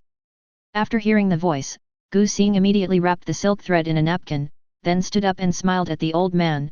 Our teacher asked me to get some A4 paper, and I thought it was in the utility room. After being scolded by the old man, he let Gu Xing leave. Gu Xing breathed a sigh of relief and was about to go find Shen Yan with the silk threads he had collected, but he sensed a faint breath again, so he turned around and quickly followed. After turning the corner, Gu Xing thought he had found a piece of meat, but he actually saw the old man who had just scolded him. Gu Xing! Why does he have the air of Paradise Lost? Gu Xing, who couldn't figure it out, decided to follow and see what was going on. However, as soon as he got close, the aura disappeared. Gu Xing! Something is wrong. The old man scratched his head in confusion and said to himself, Hey, that's weird. I was going to the bathroom, why am I here? When the old man scratched his head in confusion and turned around to go to the toilet, Gu Xing leaned against the wall with his skills on. When the old man passed by him, he gently picked up the broken silk thread on his body. Looking at this silk thread and thinking about the silk threads in the utility room, Gu Xing frowned slightly. Then, his brows relaxed and he smiled, Boy, you want to play hide and seek with me? Okay, I'll play with you. Chapter 62. Hey, Xiao Li, why don't you go to the game? I won't go. You guys go. Oh, then remember to close the door when you leave. Then a group of men gathered to watch the game, leaving only one man sitting leisurely on a chair drinking tea. As he was drinking, a silk thread above his head suddenly tightened, which made his eyes look empty for a moment. He stood up and left the room with a slightly stiff body. Then, he turned around and walked step by step to the storage room, where he squatted down and opened a cardboard box. The box is empty. The man didn't move for a long time, and then the silk thread connected to his head suddenly broke, which made the man come back to his senses. The man turned around and looked around, scratching his head, That's weird, why am I here? In the stands, a competition was going on in full swing, and a girl in a black baseball cap was chewing gum and tapping her fingers idly. How could there not be? The girl muttered to herself, and then she felt her fingers suddenly lose strength and fell uncontrollably. Girl! Her thread cannot be broken unless... Damn it, have we been discovered? The girl stood up quickly and walked hurriedly out of the venue. Can you add me on WeChat, pretty lady? The girl pulled the brim of her hat even lower and whispered, sorry, I have something urgent to do. I won't join. Hey, what's the urgent matter? Maybe I can help you. The voice was still annoying her. The girl got angry and looked up at the person in front of her. I already told you I won't add it, are you done yet? Gu Xing was rejected twice and felt a little depressed. Oh, then don't add it, but you have to tell me where the silk threads came from. When the girl heard this, she knew that the secret was exposed, and she immediately took out the dagger hidden in her sleeve and swung it towards Gu Xing. Gu Xing glanced at the girl's attribute values, grabbed her wrist, and used force with his fingers to crush her bones. Ah! The girl screamed in pain and broke out in a cold sweat. Don't move, or I'll crush your head. Gu Xing's voice sounded like the devil's whisper, and the girl was so scared that she burst into tears immediately. You, don't kill me, you. Gu Xing didn't expect that the girl looked so timid, so he let her go and asked, I don't need to kill you, but you need to tell me where you got the silk thread. The girl listened to this and said softly, don't, it was given by others. Oh, who gave it to you? Where did you meet? Exist. The girl looked at Gu Xing's slightly approaching body, and shot the arrow from her other sleeve towards Gu Xing. Gu Xing grabbed the tip of the sword with one hand and threw it to the ground. A large hole was soon corroded in the ground. How could it be? The girl's pupils shrank suddenly, and she was about to surrender again, but was knocked unconscious by Gu Xing's slashing hand. Gu Xing looked at the girl who had fallen to the ground, sighed, took out his cell phone and called Shen Yan. Hey, teacher, I'm reporting that a contestant is carrying prohibited items. Shen Yan looked at the unconscious girl, then looked at Gu Xing who was studying the silk thread, and asked, so what's going on? I clearly asked him to solve the problem, so why did he just tinker with things silently when I brought him to my lounge? Why don't you wake her up and ask her? I'm busy, by the way, do you have any other sophisticated instruments here? Gu Xing put the microscope in his hand on the table, looked up and asked Shen Yan. Shen Yan twitched his lips, this is a place for competitions. What other sophisticated equipment do you want? Why don't you go to the research institute and ask? He is completely in the dark now and knows nothing. Isn't it a bit too much for him to ask for sophisticated instruments right away? Gu Xing shook his head, no, I've observed that this thread will disappear after a certain period of time. By the time I get there, the thread will have disappeared long ago, and it will be easy to be discovered. What should I do? Gu Xing looked at Shen Yan and said quietly, you are a teacher, why are you asking me, an ordinary student, what's the point? Shen Yan. Then the counter question is, who dares to treat the teacher like this? In the end, Shen Yan still didn't say anything, but sighed and took out the phone, then I'll ask the researcher to bring some stuff over and say that he's here to check the damage to the arena. Gu Xing nodded, I need a spiritual power microscope, a spiritual power wave detection instrument, and preferably a fine cutter or something like that, so I can cut it open and look at the cross-section, otherwise it will be a bit troublesome. Shen Yan, there are quite a lot of things to do. But he still did it. After all, looking at Gu Xing's serious expression, something serious might have happened. After finishing the call, Shen Yan looked at Gu Xing and asked, now can you tell me what happened? Gu Xing saved the silk thread he had found on the unconscious girl, took out the black beads from his pocket, then looked at Shen Yan and said calmly, nothing much, just a guy who wants to blow this place up, but he hasn't been found yet. Shen Yan. Don't say such horrible things in such a calm tone. Besides the staff, there are teachers and geniuses here. Geniuses are very precious, and if one dies, the whole base will be very sad. Shen Yan looked at the black beads on the table, picked them up and took a look. This kind of black bead is like a specialty of Paradise Lost. They have been studying it for a long time, but even if they opened it, they couldn't replicate it. There are many things in it, including minerals and various extracts that they don't understand or have not discovered at all. Do you have a way to understand this thing? Shen Yan asked. Gu Xing shook his head, I don't understand, but I know who made this thing. I'll see if I can catch the person behind it. He knew who created this thing. Most people couldn't replicate it, but he could see who created the structure inside. Maybe it's an old acquaintance, but that old acquaintance died a long time ago, so maybe it's the old acquaintance's apprentice. Chapter 63. It's not a solution to stay here like this. Otherwise, we should urgently evacuate the crowd to reduce the maximum casualties, and then find a way to defuse the bomb later. Gu Xing immediately shook his head. No, there's a chance that Guy will activate the bomb as soon as he sees us in action. We still have to deal with the person behind all this first. As he spoke, Gu Xing stood up and walked to the unconscious girl on the ground. He squatted down and poked her face with a microscope. Don't pretend, I know you're awake. Hearing this, the girl immediately opened her eyes, the tears hidden in her eye sockets flowed down the corners of her eyes. She choked and said, I'm just a paid employee, I don't know anything. Gu Xing looked at the girl who started crying and was speechless. Okay, I don't have time to argue with you. Help me pass on a message. I have Anatalee's relics here. If you want them, then remove all the bombs nearby. The girl was incredulous when she heard this. You actually have the Queen's relics. Gu Xing raised his hand to untie the girl and return the bundle of silk thread he had searched from her body to her. This is not your business. Now, tell him what I said, or I will destroy the relic and make it impossible for him to get it.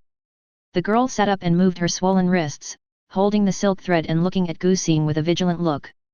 She was thinking about the possibility of escaping immediately. But unfortunately, there was a 7th level psychic next to her staring at her, and if she rioted, she believed that this human would tear her apart. Even if she could really escape, the Queen's relics might be destroyed, and His Highness would definitely make her life worse than death. Thinking of this, the girl finally picked up the silk thread and started to communicate with the other side. After a while, the girl spoke. His Highness said he would dismantle the bomb, but you have to go to the old town and hand over the relic to him in person before 3 o'clock in the afternoon. Gu Xing looked at the time and saw that there were still 3 hours left, so he nodded, okay. Then he turned to look at Shen Yan. She is useless, just contact the interrogation room directly. Upon hearing this, Shen Yan took immediate action, knocked the girl unconscious with a single blow, and handed her over to the law enforcement officers who had been contacted long ago. After finishing these things, Shen Yan asked, where did you get Anatalee's relics? Anatalee was one of the 6 immortal kings who fell in the Millennium War. She was a giant spider who was good at making bombs and clones. Most of her relics were in the hands of Paradise Lost, but some were still in the hands of Dragon Kingdom. But those in Longuo's hands were all kept in top research institutes.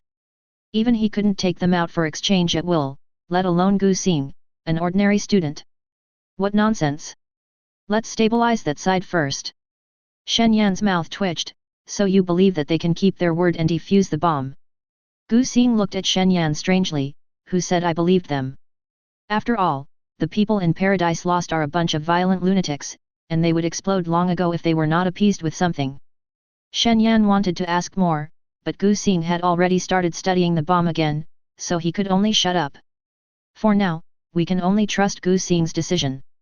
Not long after, a group of researchers brought the instruments that Gu Xing needed. Because those instruments were too precious, Gu Xing had to follow them to the delivery vehicle. Before they came, the researchers thought it would be something simple, but the first sentence stunned the group of researchers. You said, let's defuse the bomb. A young man shouted in disbelief. Gu Xing frowned but still explained, this bomb is powered by spiritual power, so as long as you don't use spiritual power to destroy the link during the dismantling process, it won't explode. After hearing these words, everyone fell silent. Although they have learned all kinds of knowledge, delicate work like bomb dismantling still requires the assistance of skills or innate skills. However, these abilities require spiritual power. How can they be done without using spiritual power? One of the old men spoke up, I can, but the equipment we have on the car now doesn't support dismantling. We have to go back to the research institute and use more sophisticated equipment. Gu Xing listened to this and sighed, sure enough. Then let me do it, you can go out first. As he spoke, he picked up the mask next to him and put it on. How could you possibly do something that even our teachers can't do? One of the researchers looked down on such a young student for boasting and immediately retorted. Gu Xing listened to this and spread his hands, if you can do it, go ahead. Chapter 64. You. The researcher's eyes widened with anger, and he was about to rush forward, but was stopped steadily by the old man next to him. The old man raised his slightly cloudy eyes slightly and looked at Gu Xing. Then he suppressed the impulsive researcher and bowed deeply to him, I'm sorry, my student is too impulsive. Gu Xing waved his hand gently, his face expressionless, it's okay, let's go now, I need to start working. As he said this, he continued to put on his gloves skillfully. Seeing Gu Xing urging him again, the old man looked at Gu Xing's calm and orderly expression. After hesitating for a moment, he finally asked, "Can I stay as deputy?" The other researchers were all shocked when they heard this. Their teacher was a top researcher, and people always begged him to be his assistant. How could he take the initiative to be someone else's assistant, not to mention that the other party was a young man? Gu Xing heard this, thought for a moment, and nodded gently, "Okay." After all, having an experienced person to help him can save him a lot of trouble. So, everyone else got off the car, leaving only Gu Xing and the old man. Outside the car, researchers were discussing, can the teacher and the student do it? Who knows? Now we can only wait. You think you can dismantle a miniature bomb with just a few instruments? What a joke. That student must be bragging. But the teacher seems to trust him very much. Could it be that the student is the teacher's last disciple? Maybe. These researchers usually work together, so they are familiar with each other and are discussing heatedly. However, Shen Yan, who is standing aside, is just thinking silently with a frown on his face. Half an hour later, the car door was finally pushed open. Gu Xing got out of the car and handed the thing in his hand to Shen Yan, "Take this and go check for bombs." He took out his phone and checked the time, then continued, "There's still an hour left, you find someone to protect me secretly, and I'll go and hold that guy steady." Shen Yan looked at the detector in his hand, which looked to be in tatters. He could even see some messy links inside. But he did not question the effectiveness of the detector, but frowned and said, "It's too dangerous. Let someone else go for you." Gu Xing shook his head, "No, that person must have told the other party my appearance. If I don't go there in person, I'm afraid I won't be able to calm him down. I have to go there in person." Although Shen Yan still wanted to stop him, he knew that time did not allow it and this was the best option, so he could only nod, then be careful. Well, also, tell him to hide well and don't interfere unless necessary. 3 o'clock in the afternoon, in the old building area. Gu Xing leisurely rode his electric bike to the agreed location. Just as he parked the bike, a brown teddy bear emerged from the bushes nearby. Gu Xing directly opened the other party's system window. Name. Gender. Level, Lord Level 3 Early Stage Companion Talent, Self-Destruction Talent Skill, Teleport Attributes, 72 Status, Incomplete. Teddy wagged his tail madly, barked happily at Gu Xing twice, and tried to come closer. Seeing this, Gu Xing immediately stepped back, waving his hands and saying, "You'd better stay away from me. I haven't lived enough." When Teddy heard this, he stopped pretending and sat down on the ground, making a harsh sound like nails scratching glass. "I thought you would hug me so I could dig your heart out." After saying this, he threatened with his teeth bared. Gu Xing pretended to be scared and covered his chest. "Oh my, I'm so scared." "Don't pretend, human. I can sense that you are not afraid. Where is the relic?" Teddy glared with his eyes flashing red, and threatened, "I'm warning you, don't try to lie to me, or I have 100 ways to make you live a life worse than death." Before it finished its words, several spider legs suddenly appeared behind it, 2 of which were gesturing towards Gu Xing. Gu Xing looked at the deformed dog-headed spider with legs, his eyes darkened, and he quickly threw the thing in his hand to him. "Why did you choose a dog when you could choose anything else to possess? How can I face these animals in the future? Next time I encounter these animals, I'm afraid they'll grow spider legs on their backs."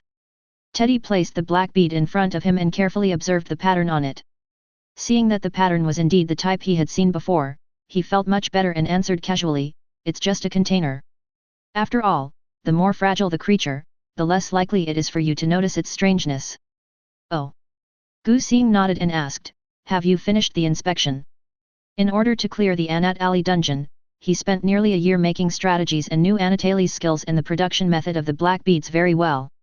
Isn't it easy to use 1,000-year-old technology to deceive a small minion who has never seen the world? Guzi heard Gu Xing's question and nodded. "Indeed, although it is covered with unpleasant smell, the traces are indeed from Queen Anatali." As he spoke, Guzi opened a transmission channel with one hand and threw the black bead directly into it. "Oh, in that case, I'll leave then." As he was about to leave, Guzi called him. Etc.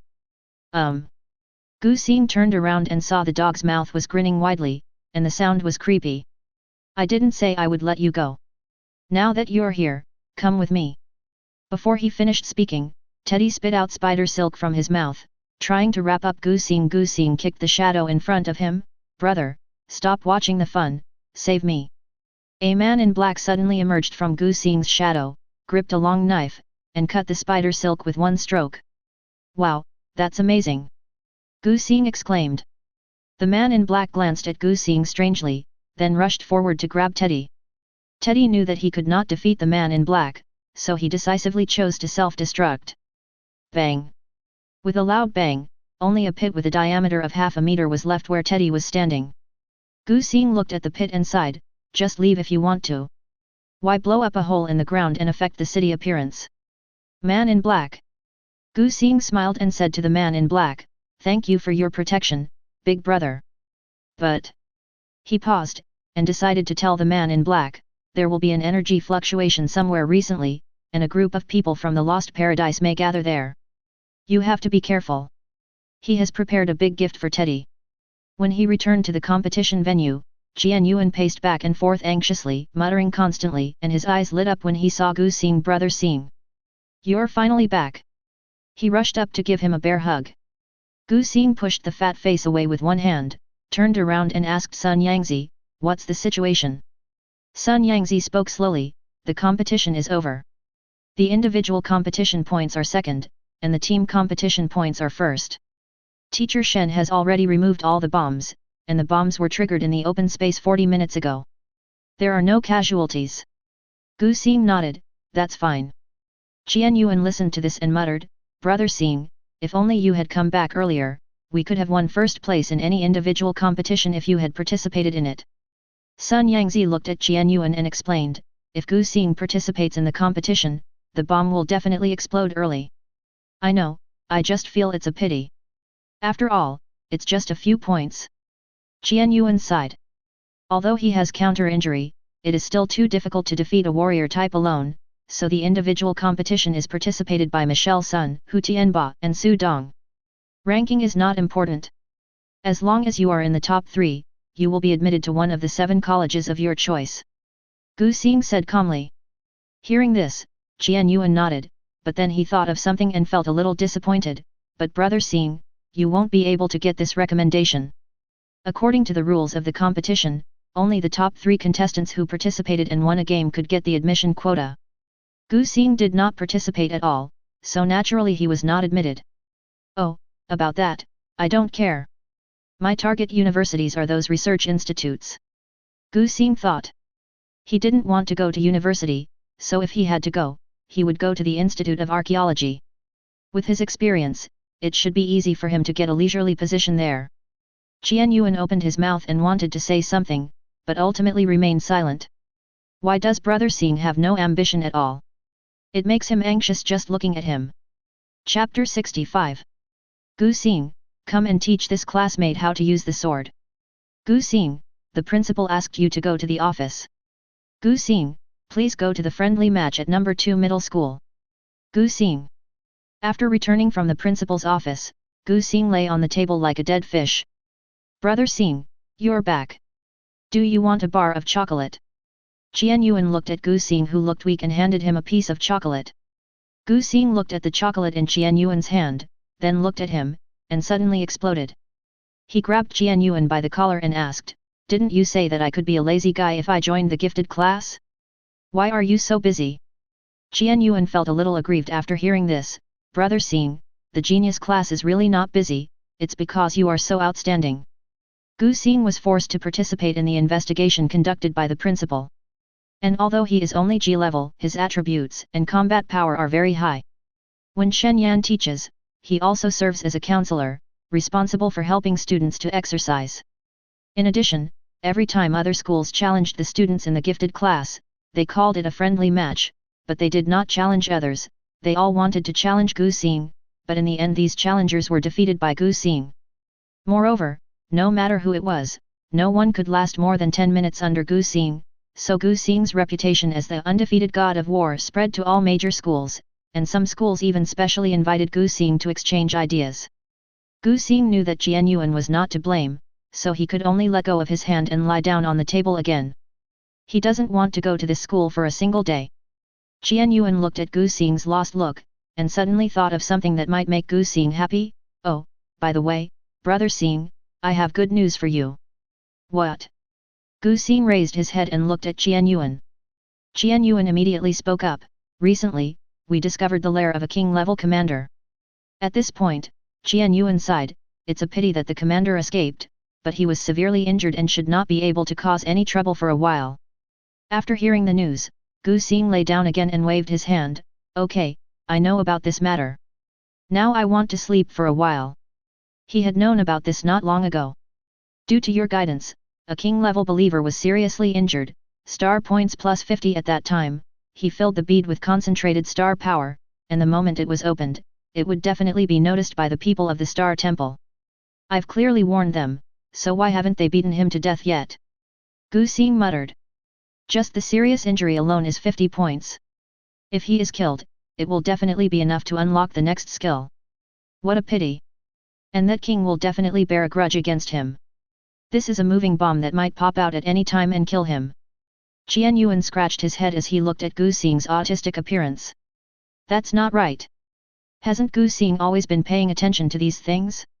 Why is he still unhappy when this is good news? Qian Yuan pondered for a while, thought of something, and immediately said, Brother Xing, do you want to ask for leave? Gu Xing said sullenly, I want to, but Shen Yan knows about my family's situation and won't let me. The main thing is that he didn't even have an excuse to ask for leave. Both his parents are orphans, so he doesn't need to visit relatives. His sister is also in a closed school and he doesn't need to visit her. His talent is G-level and he doesn't need to absorb spiritual energy at all. Qian Yuan listened to this and said with a smile, I have a way to help you get leave successfully. Hearing this, Gu Xing immediately sat up, looked at Qian Yuan, and asked hurriedly, what? As long as I can take a leave to rest, anything is fine. Qian Yuan looked at Gu Xing and said word by word, Lingxiu Pioneering. Lingxiu Pioneering. Yes, Lingxiu Pioneering is to explore the newly formed Lingxiu. Each level is different and the degree of danger is also different. After the pioneering is completed, the longest vacation can be 1 year, and the shortest is also mandatory 1 month. When Gu Xing heard about the mandatory 1-month rest period, he was about to agree, but then he thought of the difficulty of pioneering in his previous life and finally shook his head, it's too hard to pioneer, not to mention that no team is willing to bring me along as a drag. How could it be? Qian Yuan said in surprise, with a strange look on his face, hasn't Professor Lu contacted you recently? Gu Xing listened to this, took out his cell phone, and showed Qian Yuan a series of strange missed calls, who are you talking about? I don't know what happened recently, a bunch of people called me, all from some research institute, it's so annoying. Although he wants to be a researcher, that's not the time. Isn't joining these research institutes now just giving yourself something to do? Qian Yuan. Do you know the old man who helped you make the detector? After hearing these words, Gu Xing had some impression and nodded. Qian Yuan then said, that's Professor Lu Enpeng, a senior researcher at Rongyang Base City. He contacted me when he couldn't get in touch with you, and told me to contact him if I needed his help. It just so happens that he has recently participated in a low-level spiritual exploration. I thought that since you want to take a vacation, it shouldn't be a big problem for you to join his team. After hearing Qian Yuan's explanation, Gu Xing nodded, okay, then give me his phone number and I'll contact him. Since I am entering as a researcher, it must not be tiring, so of course I have to go. Chapter 66. 3 days later, Gu Xing stood on the street, looked down at the screen of his mobile phone, and frowned slightly. Didn't they say someone would come to pick me up at 8 o'clock? It's already 8:10, why is there still no one? He muttered to himself, then sighed and decided to call the newly saved number. The phone was picked up after only 2 rings. An urgent voice came from the other end. Before Gu Xing could speak, the other party apologized, sorry, little friend, I suddenly had something urgent to do here, so I asked someone to pick you up. Gu Xing listened to the noise coming from the other end of the phone. Although he felt a little unhappy, he didn't say much. He just said oh and asked casually, who will pick me up? It's your classmate. She should be here soon. Before the other party finished speaking, he was interrupted by another young researcher's shout, teacher, this instrument is broken again. Lu Enpeng was obviously a little anxious. He covered the phone and shouted, don't worry, I'll be there soon. Gu Xing listened to the hustle and bustle over there, and didn't want to ask any more questions, so he took the initiative to say, "Then you go ahead and do your work, I'm hanging up." "Okay, okay, thank you for your understanding." Lu Enpeng hung up the phone with a sigh of relief. Gu Xing looked at the hung-up phone, wondering who the classmate who would pick him up would be. Just then, an extended black business car slowly stopped in front of him. The car door was opened from the inside, and a familiar face came into view. "It's Michelle Sunday, get in the car," Sun Yangzi said lightly. "Oh." Gu Xing was stunned for a moment, then opened the car door and got in. The car restarted and moved forward smoothly. Gu Xing sat on the soft chair and turned to look at Sun Yangzi with a hint of doubt in his eyes. "Are you also participating in the land reclamation?" Sun Yangzi glanced at him and replied calmly, "Well, I need experience." "Oh." Gu Xing responded, thinking that there was nothing more to ask since that was the case. The goal he set for himself was, watch when there is something to do, and lie down when there is nothing to do. He casually put the school bag behind him next to the chair, but noticed that Sun Yangzi's eyes were always on his bulging school bag. He understood what she meant, unzipped her school bag, and handed a bag of snacks to Michelle Sun. "Do you want to eat? I brought a backpack with me." After all, he would have to stay in Lingxiu for at least a week to explore the new land. He was going on vacation, not to suffer, so snacks were essential. Michelle Sun looked at the colorful snack bag in front of her, was silent for a moment, and finally shook her head, "No need." Seeing this, Gu Xing didn't force it. He chuckled and stuffed the snacks back into his school bag. "Don't eat it now, wait until you enter Lingxiu." Half an hour later, the car stopped steadily in front of a white spiritual entrance emitting a faint light. Gu Xing got out of the car and looked around. This place is located in the suburbs and is sparsely populated, but a cordon has been set up and patrolling police are walking back and forth. The 3-meter-high Lingxiu entrance in front of him was completely white and emitted a faint fluorescence. It was obviously an ordinary level Lingxiu. Gu Xing knew clearly that the levels of Lingxiu were divided into normal, dangerous, chaotic, nightmare, destruction, and even world destruction. The one in front of us is just an ordinary one, with some first to third level monsters inside. Next to the Lingxiu vortex gate, there was a group of people standing, chatting, and seemingly waiting for something. Gu Xing noticed that one of them was wearing a copper badge, which was shining with a special luster and was very beautiful. They are from the Warrior Military District and are also members of this pioneering team. Sun Yangzi said softly. Gu Xing nodded, he already knew this. He also knew that the bronze medal represented that this person had the ability to hunt down Lord-level monsters of the same class alone, which was very powerful. The man wearing the bronze badge noticed Gu Xing and Sun Yangzi, so he waved at them and walked over with a smile on his face. "Are you two also members participating in the pioneering work?" Sun Yangzi nodded. "My name is Sun Yangzi, his name is Gu Xing, and we are students in the genius class."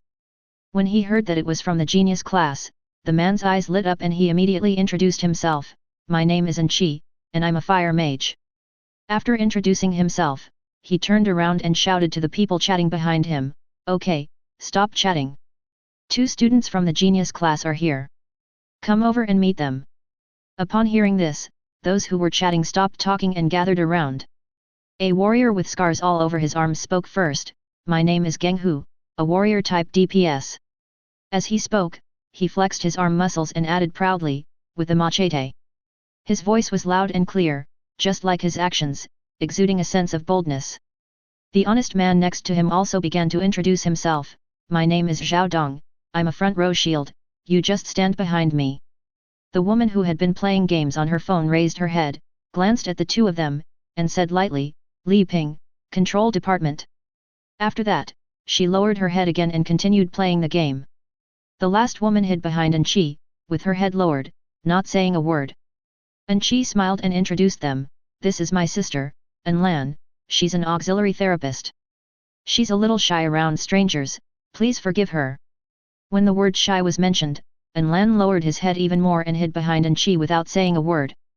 After everyone introduced their abilities, Michelle Sun also began to introduce herself. "I am an ice mage, this." Just as Sun Yangzi was struggling with how to introduce herself, Gu Xing immediately responded, "I'm a close combatant, but I'm here as a researcher." Anqi was a little surprised when he heard this. It's a bit difficult for a soldier to become a researcher. Gu Xing nodded, "It is indeed a bit difficult, but I am quite passionate about this aspect." I came here to familiarize myself with it in advance. Get familiar with the slacking life in advance. And she looked as if he had realized what was going on, then he approached Gu Xing curiously and asked in a low voice, "Do you know what we are doing in Lingxiu this time?" Of course Gu Xing knew it, after all, it was clearly written in the document Lu Enpeng gave him, but he wanted to ask some questions to see if there was any inside information that the researchers didn't know. So he shook his head and asked in confusion, "Isn't it just pioneering? Planning maps, checking for dangers and so on?" And she nodded, then shook his head, "Not entirely correct." Then he explained to Gu Xing, because this time the Lingxiu was opened inside the base city, for the consideration of the entire base city, the ultimate goal of entering the Lingxiu to open up the wasteland is to blow up this Lingxiu, that is, to forcibly close the entrance to the transmission channel.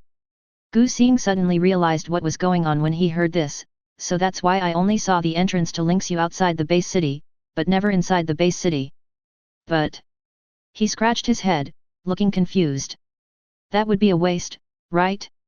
After all, even though it's an ordinary level spiritual space, there must be many spiritual plants and undiscovered exotic animals in it. And she laughed loudly upon hearing this and nodded, "Indeed. So the purpose of our operation this time is to collect information inside.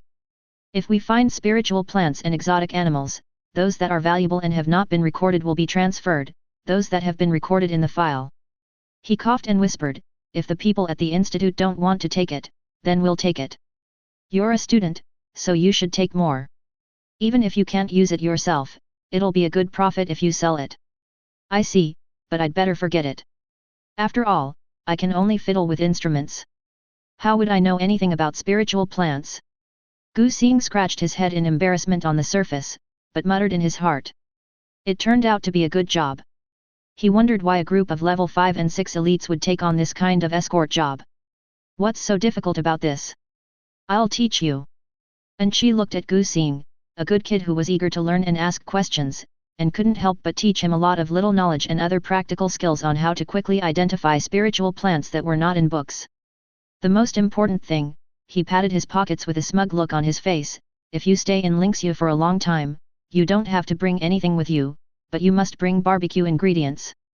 Otherwise, after staying in Lingxiu for a week, your mouth will be dry as a chaff. As he spoke, he showed off the barbecue ingredients in his pocket. Although I brought enough supplies, I still brought 5 bags of barbecue ingredients just in case. This way I can make barbecue occasionally. Upon hearing this, Gu Xing nodded in agreement. He said that bringing snacks was the right decision. Chapter 67. It's already 10 o'clock, why haven't those people arrived yet? Geng Hu said in a hoarse voice, seeming a little impatient. Zhao Dong said slowly, "I don't know. The other escort team is nowhere to be seen. But you see those 3 off-road vehicles loaded with supplies parked here, they should be coming." And she listened and sighed, "If they don't come, the 5 of us won't be able to protect the research team, and we may not be able to set off." Gu Xing nodded in agreement. Although the 5 of them are elites, it is still easy for them to break through the defense formation when encountering a beast tide. It is better to have more than 10 people to form a pioneer guard team. Sun Yangzi listened to everyone's anxious discussion and spoke calmly, "They went to pick up the research team and will follow the research team." After hearing what Michelle Sun said, everyone breathed a sigh of relief. After waiting for another half an hour, the research team finally arrived. In addition to the conspicuous big white car, there was also a circle of black car escorts following it, looking very aggressive.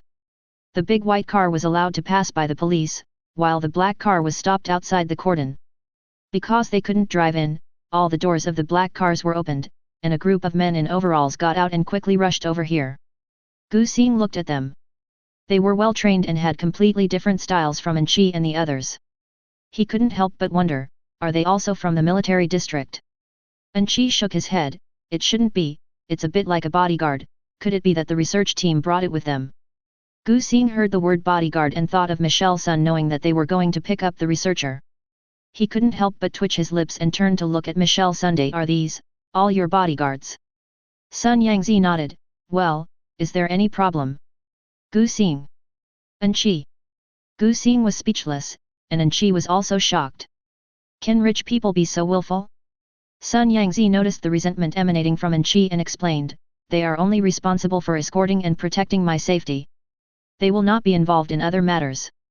What this means is that they will not compete with An-Chi and others for opportunities to make money, and because they do not take any, An-Chi and others can get more. Hearing this, An-Chi breathed a sigh of relief. Although the gains from entering Lingxiu depended on one's own ability, they were definitely not better than those from this group of professionally trained people. The white car stopped at the entrance of Lingxiu, the door opened, and Lu Enpeng hurriedly got out of the car and apologized to everyone. I'm sorry to have kept you waiting for so long. There is no problem on our side now. We can enter Lingxiu now. Hearing that they could enter Lingxiu, An-Chi nodded and drove their own car to the entrance of Lingxiu to explore the way. Michelle Sun pointed at the 3 off-road vehicles parked over there and asked, "Would you like to join us?" Gu Xing shook his head and pointed at the white car. "I'm here as a researcher, so I'd better stay over there." "Okay." Sun Yangzi turned around after hearing the answer. Lu Enpeng was delighted when he heard Gu Xing's words, and he quickly invited him, "Little friend, get in the car quickly." Gu Xing nodded and followed Lu Enpeng into the car. The interior of the white car is spacious, like a small laboratory, filled with precision instruments. Gu Xing glanced at the busy researchers. He knew a few of them, as well as a few new faces, who should all be Lu Enpeng's students. "Young man, just sit here." Lu Enpeng moved a chair and placed it in front of Gu Xing. After thanking him, Gu Xing sat down and looked around quietly. "So boring, I really want to eat snacks. But it's not very polite for him to eat snacks here, for these people who are still busy." Gu Xing was thinking in his mind, a little distracted. A researcher who didn't know Gu Xing naturally noticed this young student. He curiously approached a researcher nearby and asked in a low voice, "Who is that student? Why is the teacher treating him with such respect?" The person next to him glanced at Gu Xing and answered in a low voice, "Didn't I tell you? It's the student who defuses the bomb with his bare hands." "What?" The researcher shouted in surprise, then realized that his voice was too loud, and quickly lowered his voice and said in shock, "He's the student who used minimalist equipment to defuse the bomb and rubbed the detector with his hands? He's so young." The researcher rolled his eyes and said, "I told you that you are a student, of course you are young." Another researcher curled his lips, "I don't believe it, could he have secretly taken out the equipment that he had prepared long ago?" The researcher was somewhat helpless, "I don't believe it either, but that was done by the teacher himself, and the teacher admired it very much. Although I didn't see it, it can't be that bad." At this time, another researcher also joined the discussion, "I participated in the dismantling of the detector that the classmate rubbed by hand. The appearance is not good, but the circuit is very fine, and." The researcher continued, "Although it only supports testing one type of material, it can be made with such a small amount of material, and it is made by hand. Even teachers can't do it." At this time, a researcher shouted, "Oh no, there's something wrong with this detection radar." Chapter 68. Hearing the sudden shout, all the staff turned their heads in unison and focused their eyes on the researcher. Even Gu Xing, who was daydreaming, was brought back to his senses by the sudden shout. Lu Enpeng rushed over and asked with a frown, "What's going on?" The researcher looked anxious, "I just debugged it briefly, but it reported an error right after it started." Upon hearing this, Lu Enpeng frowned even more tightly, but he still quickly took over and began to investigate the problem. Gu Xing saw that everyone was anxious, so he looked at the instrument curiously. Terrain biological radar detector, cannot be used normally due to incorrect wiring of the radar receiver. After this information was displayed, a light blue highlight appeared on the machine in front of me, which seemed to be the diseased area. Gu Xing. Gu Xing calculated silently in his mind that this instrument was huge and it would probably take more than an hour to find the diseased area. Just then, there was a knock outside, followed by Enkai's voice, "Professor Lu, we have arrived at the open space, you can turn on the radar. The special sound waves emitted by the radar will attract strange beasts, so turning on the radar in an open space will allow them to better deal with the upcoming battle. But now the radar is broken. We have already been delayed for 2 hours, do we have to delay it for another hour?" Seeing everyone so busy and exhausted, Gu Xing couldn't bear it any longer. He stood up and said, "Can I see it, if I may?" When the researchers heard the young voice, they all turned around and saw Gu Xing walking towards them. "Of course." Lu Enpeng nodded immediately and made room for Gu Xing. All the researchers in the research institutes looked at each other. Those who had witnessed Gu Xing's strength naturally had no objection, while the others who didn't know Gu Xing's background wanted to speak, but ultimately held it back. The last time their teacher lost his temper was because of random questioning of others, and he even kicked that researcher out. They don't want to be kicked out of the institute for talking too much. When Gu Xing passed by the group of silent researchers, he was a little surprised. He thought that some brainless villains would appear. It seems that only a small number of people are brainless, and most people will just secretly grumble at him instead of jumping out and getting slapped in the face. In that case, Gu Xing didn't waste any words. He pretended to check the external situation, then squatted down, picked up the screwdriver next to him and started to disassemble the machine. Seeing Gu Xing's actions, one person couldn't stand it anymore and was about to question him, but was held down by the person next to him. The man was a little nervous and whispered, "Are you crazy? Don't you know that the last time the teacher got angry was because someone casually questioned others?" The researcher felt a little aggrieved. "I'm not worried that he is too young. What if he breaks down?" The man knew that this guy had good intentions, so he could only pat him on the shoulder and whispered, "He broke it, so he's fully responsible. If you shout it out, not only will you share the responsibility with him, but you'll also be kicked out of the institute. It's not worth it." In the end, the researcher chose to remain silent. Gu Xing removed the outer iron sheet, revealing the complicated circuit inside. After thinking for a while, he pretended to check other places before repairing the wrongly connected circuit. After doing all this, Gu Xing put the iron plate back in place and installed it, then stood up and nodded, "Okay, let's try it this time." Everyone was shocked. They couldn't believe it was resolved so quickly. The whole process took no more than 5 minutes. Because the radar could be started now, Lu Enpeng immediately clicked to start it. The machine is operating normally. Researchers. It's really good. Gu Xing raised his eyes, looked at the researchers' fiery gazes, and immediately said to Lu Enpeng, "I'm going to go outside and watch my classmates hunt exotic animals. You guys continue to be busy." As he said that, he quickly opened the car door and got out. After getting out of the car, Gu Xing looked back at the door and breathed a sigh of relief when he saw that no one came out. The look in his eyes seemed like he wanted to rush up to him and ask him how he did it. It would be better to question him and stay away from him. The radar was turned on at this time, and Gu Xing could hear the roar of strange beasts coming from deep in the forest. The people who were protecting the researchers were forming a human wall around the white car. They each held their own weapon and looked warily into the depths of the forest. Roar! A grey wolf emerged from the grass. Chi quickly threw a fireball at the grey wolf and smashed it in the direction of the grey wolf. A beam of light appeared on the grey wolf's legs, and the grey wolf's speed increased a lot, and it directly avoided the fireball. "This grey wolf is a speed type, Li Ping." Chi shouted at Li Ping. "No." Li Ping replied impatiently, condensing dark green spiritual power in her right hand, and raised it into the air. Suddenly, a vine sprang out from the ground where the grey wolf was. At this time, the grey wolf was in the air and had no support and was entangled by the vines and unable to move. Geng Hu, who had been prepared, rushed forward with a half-manhwa machete in both hands and chopped at the grey wolf's head. Gilu. The grey wolf's head was separated from its body and the wolf was completely dead.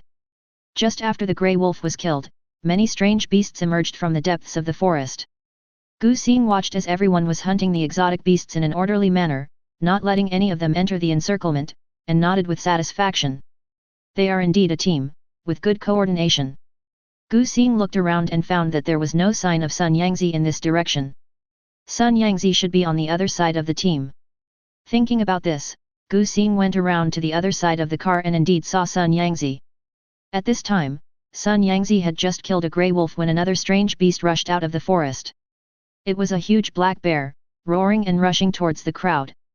Its huge body brought a suffocating sense of oppression, and it rushed straight towards Michelle Sun. Sun Yangzi was not panicked at all, and gathered light blue spiritual power in her hands, extremely cold cage. Suddenly, several icicles rose up around and trapped the black bear tightly. The black bear roared and rushed towards the icicles, which shattered into ice chips. As soon as it broke through the cage, it was faced with ice spikes ready to attack, one of which pierced the black bear's eye. Roar! The black bear let out a shrill cry. Sun Yangzi carefully dealt with the black bear in front of her, but at this moment, more strange beasts came from all directions. They were roaring and roaring, as if they wanted to devour everyone. Gu Xing watched the battle with great interest, but the beast tide did not last long and soon subsided. It seems that the researchers have already completed the radar survey of the area.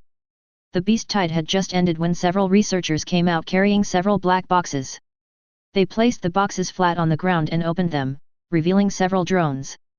The researcher debugged the drone and only started flying it after finding no problems. Gu Xing looked at these drones. These drones were coated with a layer of chemical substances, which made them completely invisible when flying in the air. However, they were extremely expensive. Maybe a small goal. Chapter 69. At this moment, a researcher exclaimed. It turned out that one of the drones was broken and couldn't start properly. Lu Enpeng came over to take a look, then turned around and told the others, "Bring the spare ones, don't waste time." Even for expensive stealth drones, accidents are inevitable during flight, so just in case, a lot of backups must be prepared. But this couldn't be left unrepaired, so the job was handed over to the rest of the people who had free time. Some researchers in charge of this area began to study how to repair it, while some who didn't know much about it just chatted. "I'm so unlucky today. The equipment broke down just as we were about to set off. Then the tire burst. I finally replaced the wheel, but the radar broke down just as we arrived at Lingxiu. Now the drone is broken too." Another researcher whispered, "I guess it's the bad luck that came with a group of people visiting our institute a few days ago. After all, we've been unlucky since they left." Listening to the two people chatting, Gu Xing was thinking. So unlucky? No way. However, this kind of bad luck is definitely not an accident, but man-made. Gu Xing thought about it, opened the panel of one of them to check, and found something wrong. Status: parasitized, but this state did not last long and soon disappeared, turning into nothingness. Gu Xing. He was sure that the system was monitoring in real time, so something must have been lying on the researcher's body just now and now it had escaped. Gu Xing quickly opened everyone's panel and checked everyone's status bar, but found nothing. This shouldn't be. At this time, An Chi came over and shouted to Gu Xing, "Student Gu, continue." Gu Xing heard the shout and saw the purple light flashing in the sky, and subconsciously caught it. He looked at the light purple crystal core in his hand that was as big as a fingernail, and raised his head to look at An Chi with some doubt. "This is..." An Chi walked up to Gu Xing and said, "Look, isn't this crystal core pretty?" Gu Xing picked up the crystal core and held it up to the light, then nodded, "Indeed, it's an elite lord level, right? Poison system? But it looks like it also includes the spirit system." The spiritual power contained in the crystal core is divided according to the level, while the purity is determined by the degree of danger of the alien beast. Although a crystal core like this is small and contains little spiritual power, it is of high purity and can only be possessed by an elite lord at least. The absorbed elemental properties can also be distinguished from the color of the crystal core. The poison system should be dark purple, but because it neutralizes the white spiritual system, it has become much lighter and looks better. "I didn't expect you could see this." An Chi was a little surprised. Only people like them who have been in the wild for a long time and can often touch crystal cores can correctly distinguish the specific situation of the crystal cores. They didn't expect that the high school student in front of them could distinguish it directly. "I occasionally read some popular science books, and after reading a lot I can know something. I didn't expect that I could guess it right." Gu Xing said modestly. He had met many students in the gifted classes, but they were either from powerful families like Michelle Sun, or they were too ambitious to talk to him.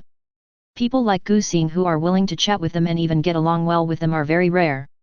Thinking of this, An Chi felt that Gu Xing would become a great man in the future, so he decided to build a good relationship with him and said, "I remember you said you have a sister. Girls like pretty things like this. Take it back and give it to your sister." This was originally intended for Gu Xing, but this time An Chi gave it willingly as a small gift between friends. Gu Xing shook his head, No, this is too expensive, I can't accept it." As he said this, he was about to return the crystal core to An Chi. An Chi took a step back and said with a smile, "What's so valuable about this? I picked it up in the wild. It's not worth much." Gu Xingjian couldn't refuse, so he had to accept it. After thinking for a while, he took out the knife from his pocket, "Then I'll help you dig out the crystal cores. With so many exotic beasts, digging out the crystal cores is a huge project. Okay, I'm just teaching you how to dig crystal cores quickly." An Chi put his arm around Gu Xing's shoulders and talked endlessly about the precautions for digging crystal cores. The crystal core generally only exists in 3 places, namely the abdomen, heart and brain, but other places are not ruled out, so. The researchers collected spiritual information, while the protection team collected valuable things. An hour passed and the researcher had collected almost all the information, so he called on the protection team to move on.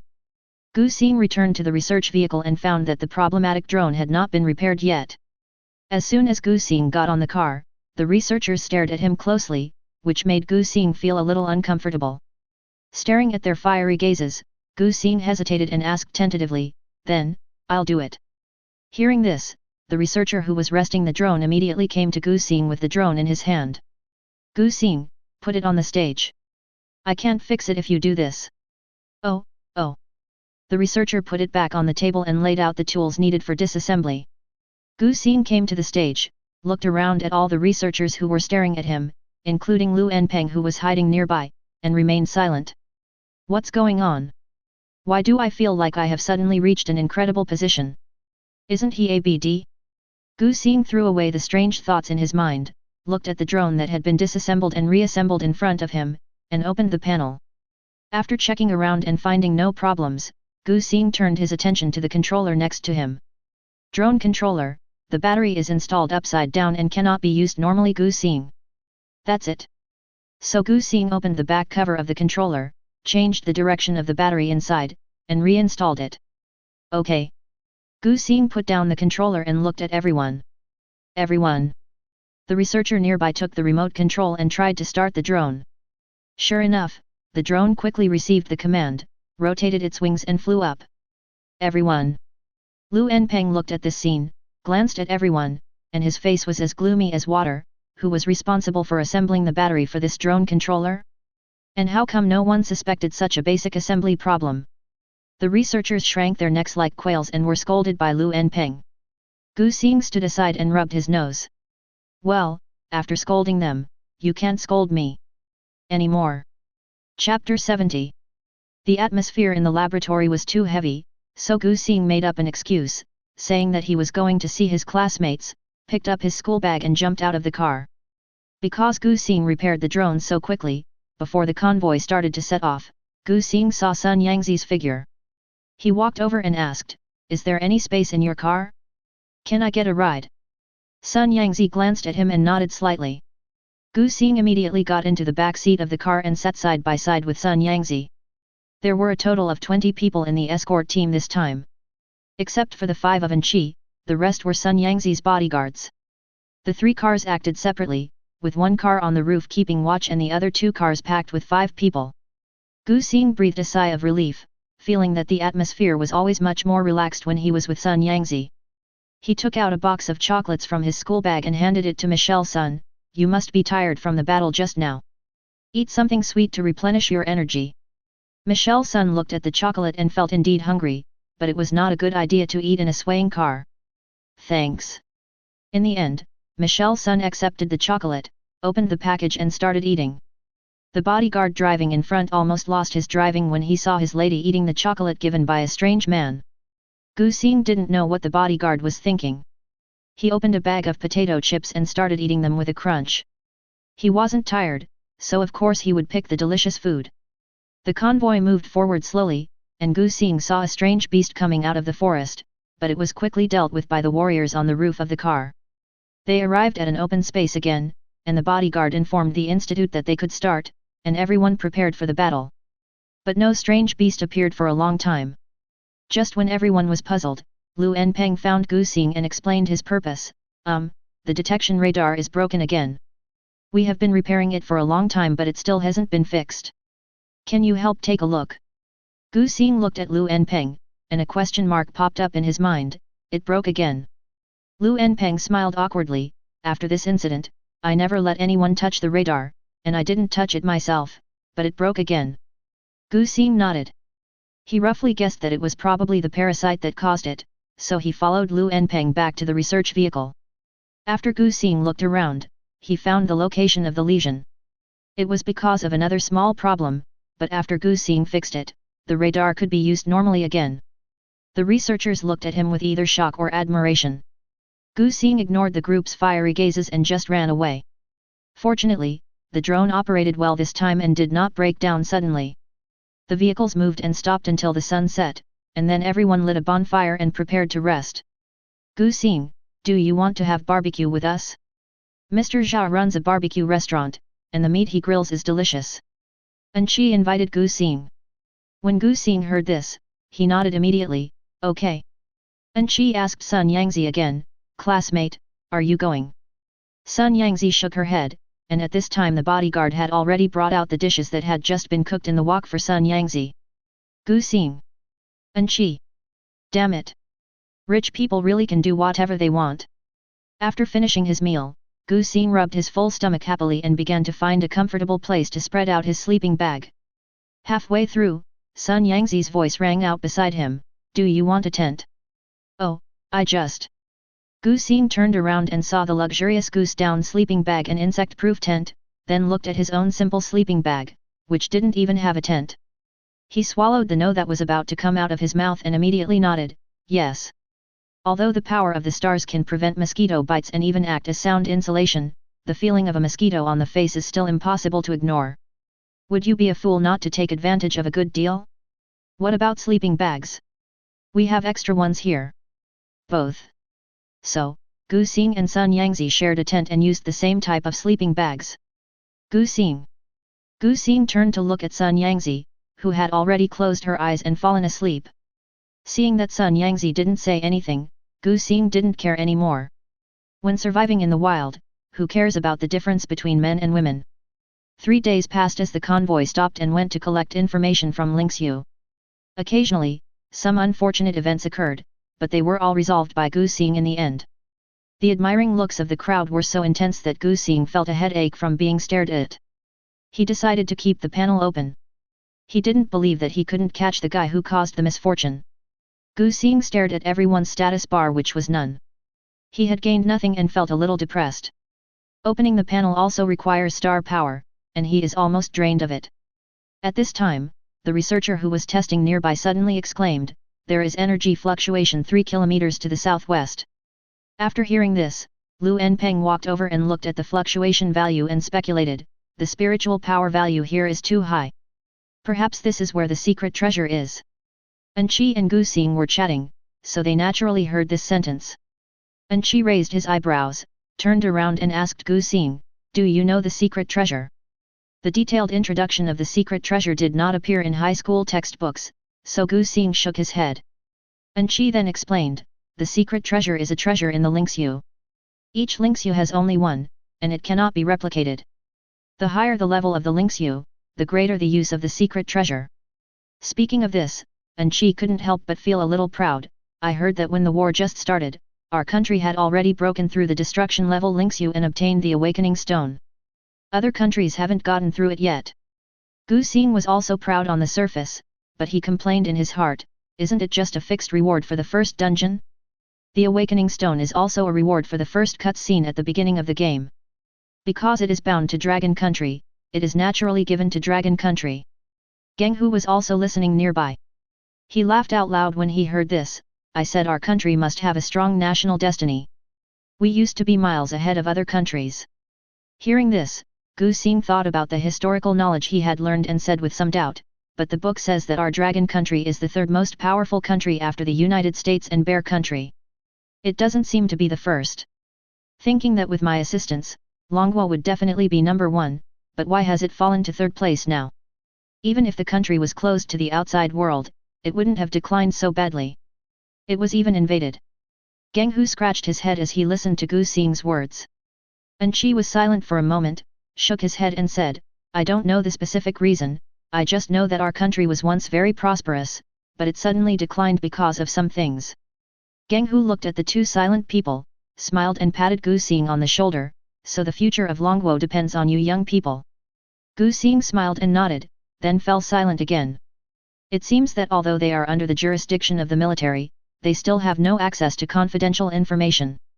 Michelle Sun should know a lot, but I don't know if she is willing to tell.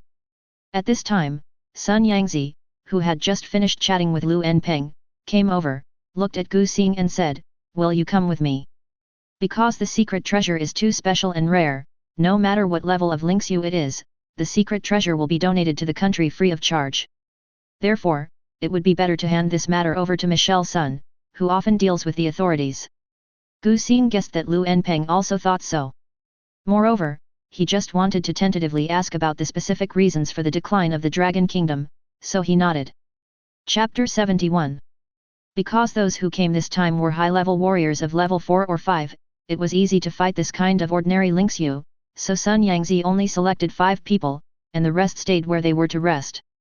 Gu Xing and Sun Yangzi were surrounded by 5 people, while those 5 people were dealing with the strange beasts that appeared nearby. Gu Xing looked at these somewhat unfamiliar faces and decided to wait for the right time to ask. As a result, Michelle Sun spoke directly, "Are you asking about the truth behind the decline of the Dragon Nation?" Gu Xing listened to this and looked at the bodyguard next to him. "No, sister, you just said it so fluently." Sun Yangzi saw his concerns and said calmly, "These are the guards who grew up with me. They are all trustworthy." Gu Xing listened to the royal guard and secretly broke into a sweat. It is indeed a big family. Even the deposed direct descendants can still have a personal guard. Having said that, Gu Xing nodded directly, "Yes, I'm just a little curious. I wonder why the Dragon Kingdom has been leading for so many years and suddenly declined." Sun Yangzi thought for a while and finally spoke, "This matter is a bit complicated to explain. To put it simply, the highest leader of the armed forces took a large amount of Dragon Country's top technology and defected to the Star God Temple." Gu Xing. Wait, is this so exciting? It turned out that someone from the armed forces had defected. No wonder we had lost so much ground in such a short time. No, why did he run away with the money to the Star God Temple? He remembered that the technology of the Star God Temple was higher than that of Dragon Country. Did the Star God Temple finally take it? Gu Xing asked. Sun Yangzi nodded, "Yes, I'll take it." Gu Xing couldn't believe it.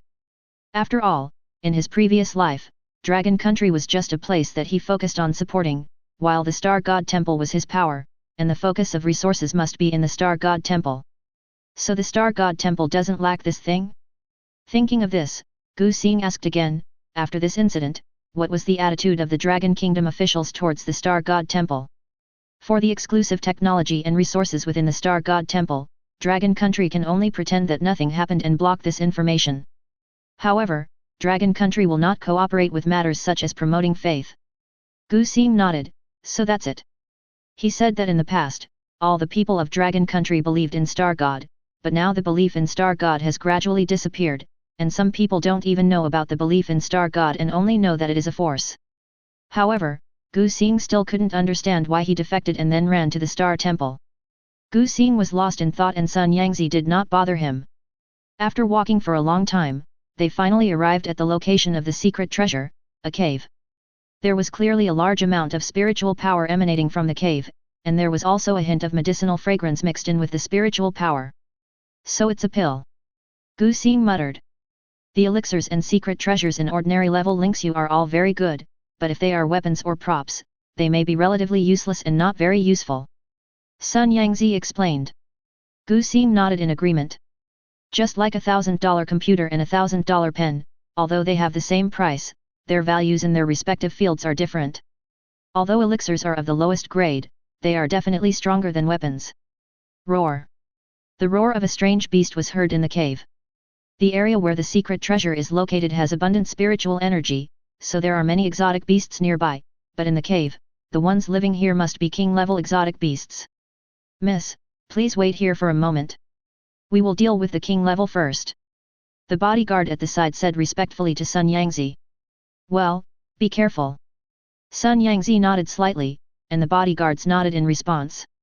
They took out their weapons and went in immediately. After a while, the sound of fighting and the angry roars of strange beasts were heard from inside. "The situation in there seems to be very intense," Gu Xing exclaimed. "It will be solved soon." Michelle Sun crossed her arms in front of her chest, not nervous at all. After all, she had confidence in her own guards. Gu Xing felt that what had happened recently was too man-made and that an accident might occur. As soon as this thought came to mind, a warrior came out. "Miss, there is an ambush inside," said the bodyguard. "What on earth happened in there? Where are the others?" Sun Yangzi handed him a bottle of medicine and asked. The bodyguard quickly drank the potion and immediately said, "We met the king soon after we entered, but we found that we couldn't mobilize the spiritual power in our bodies. The king even went crazy. Now they are fighting with the strange beasts and looking for a chance to escape. Their lives are not in danger for the time being. After all, they are high-level warriors. Even if they have no skills, they can retreat intact with their physical fitness. However, it is still difficult to hunt down the king, so they can only retreat first and have one person report the situation. This is a man-made ambush, Sun Yangzi analyzed. Gu Xing nodded. He smelled the aroma of medicine and it was obviously some elixir that enhanced attributes. There must be a trap inside. Perhaps it is also related to the unfortunate events in the laboratory. Thinking of this, Gu Xing turned to Sun Yangzi and said, I'll go in and take a look, and by the way, I'll take care of this thing that's blocking my spiritual power. Sun Yangzi thought that Gu Xing had no spiritual power but was powerful, so she nodded. The bodyguard at the side was about to stop him, but when he saw his young lady nod, he had to give up. Gu Xing walked into the cave, used his elusive skill where no one could see him, and walked into the cave in a swagger. This skill is dynamic, and will adjust its energy consumption according to the sight of people around it. Once the star power is insufficient, it will reveal. However, when the star power is used up, Gu Xing still has spare star points. But Gu Xing of Xing Chen Point was just reluctant to spend money. After going deeper into the cave, Gu Xing saw 4 people fighting with a strange beast. The 4 of them fought and retreated, while the red armored bear had red eyes and kept attacking them. Gu Xing opened the red armor bear's panel and looked at the status bar at the bottom. Status, furious, parasitic. It really is parasitized. Gu Xing muttered, but the most urgent task was to find something to block the spiritual power. Finally, Gu Xing saw the system prompt message on the stone wall of the cave. When he touched the place where the message was prompted, the originally hard stone wall suddenly became hollow, and Gu Xing took out a reagent bottle from it. Chapter 72. The mouth of the reagent bottle was open and the liquid inside was evaporating. Gu Xing saw that this was the culprit of the spiritual power blockade, so he took out a piece of toilet paper from his pocket to block the mouth, and then put it in his pocket. This is a good thing, keep it. After doing all this, Gu Xing looked at the red armored bear and opened the panel to observe where the parasite was. As a result, as soon as I opened it, the parasitized in the status bar had disappeared, leaving only violent. Gu Xing. How could it be such a coincidence? Forget it. Since there is a problem here, the secret treasure is not safe either. Let's go check it out first. Gu Xing muttered and walked straight inside. After a while, the people who were fighting were still dealing with the red armored bear. One person saw the red armored bear's claws coming towards him, and subconsciously used his spiritual power to resist, and he actually found that it worked. Hey, guys, the spiritual power can be used. After hearing this, everyone tried it out and found that it really worked. It's finally working. We were delayed for so long by a 3rd-level monarch. Miss, don't you think we are being lazy? No, didn't a king go and report it? But how come it suddenly works? Who cares? I didn't expect that a 6th-level warrior like me would be injured by a 3rd-level beast. How shameful. Let's make a quick decision, and then report this matter to the young lady. The 4 of them nodded, then used all their skills to fully activate and each of them solved the strange beast with one punch. Then he walked out of the cave and told Michelle Sun that he could use his spiritual power again. Sun Yangzi was thinking, not long after Gu Xing went in, their spiritual power was restored. Have you seen Gu Xing? Sun Yangzi asked. Of course they knew the name Gu Xing, as he was the young man who was beside their young lady. But now the young man was not there, and everyone shook their heads to indicate that they had not seen him. Sun Yangzi pursed her lips. Since Gu Xing didn't come out, he should have gone to look for the secret treasure. Then let's go in too. Sun Yangzi said, and then walked into the cave first. At this time, Gu Xing had already arrived deep in the cave, and he also saw the pill floating in the air. Gu Xing took a few steps towards the direction of the elixir, and heard a click sound under his feet. Then there was a whoosh sound beside him, and several sharp arrows shot towards him. Gu Xing quickly dodged the sharp arrow, which stabbed into the stone wall, turning black instantly. Looking at the blackened wall, Gu Xing decided to open the panel and take a closer look. It is better to open the panel than to step into a trap. As soon as he opened it, Gu Xing saw a dense array of introductions. Spike traps, poison gas traps, arrow traps, are there really so many? Gu Xing couldn't help but mutter. While Gu Xing was still carefully looking for a place to step, he felt a comfortable breath permeating his whole body. Gu Xing. Gu Xing took out the mirror and opened his panel. Sure enough, there are a few fewer stars. That was the little money he had saved with great difficulty. Hey, don't be angry. Gu Xing put the mirror back into his pocket and frantically consoled himself, when we catch those idiots from Paradise Lost, we must give them a good squeeze. After making up his mind, Gu Xing carefully observed the ground under his feet again and finally found a suitable route. He took a deep breath, squatted slightly, and instantly tensed his leg muscles. He rushed forward like an arrow and stepped precisely on a place where there was no mechanism. With the momentum, he exerted force with his legs and leaped upward like a rocket, stretching his arms to grab the pill floating in the air that was emitting spiritual light. His fingers touched the pill smoothly, and the moment he held it tightly, Gu Xing adjusted his body in the air and kicked towards the wall next to the pill. With the help of the reaction force of the wall, he finally landed steadily on his original position. Gu Xing rated his smooth little combo 8.4 points because his own score was 1.6. GM has been detected to be parasitic, immune protection has been activated. Hearing this system prompt, Gu Xing lowered his head and saw several black hairs as thin as hair emerging from the pill and trying to drill into his palm. Tisk! Gu Xing almost threw the pill away, but he finally held back. I can't throw it away. What if I have to take the blame? I can't throw it away.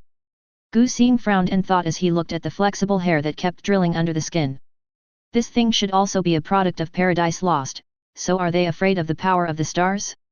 Thinking of this, Gu Xing gathered some star power in his hands. Sure enough, after feeling this force, those hairs seemed to be afraid of something, and they poked their heads out and wanted to run away.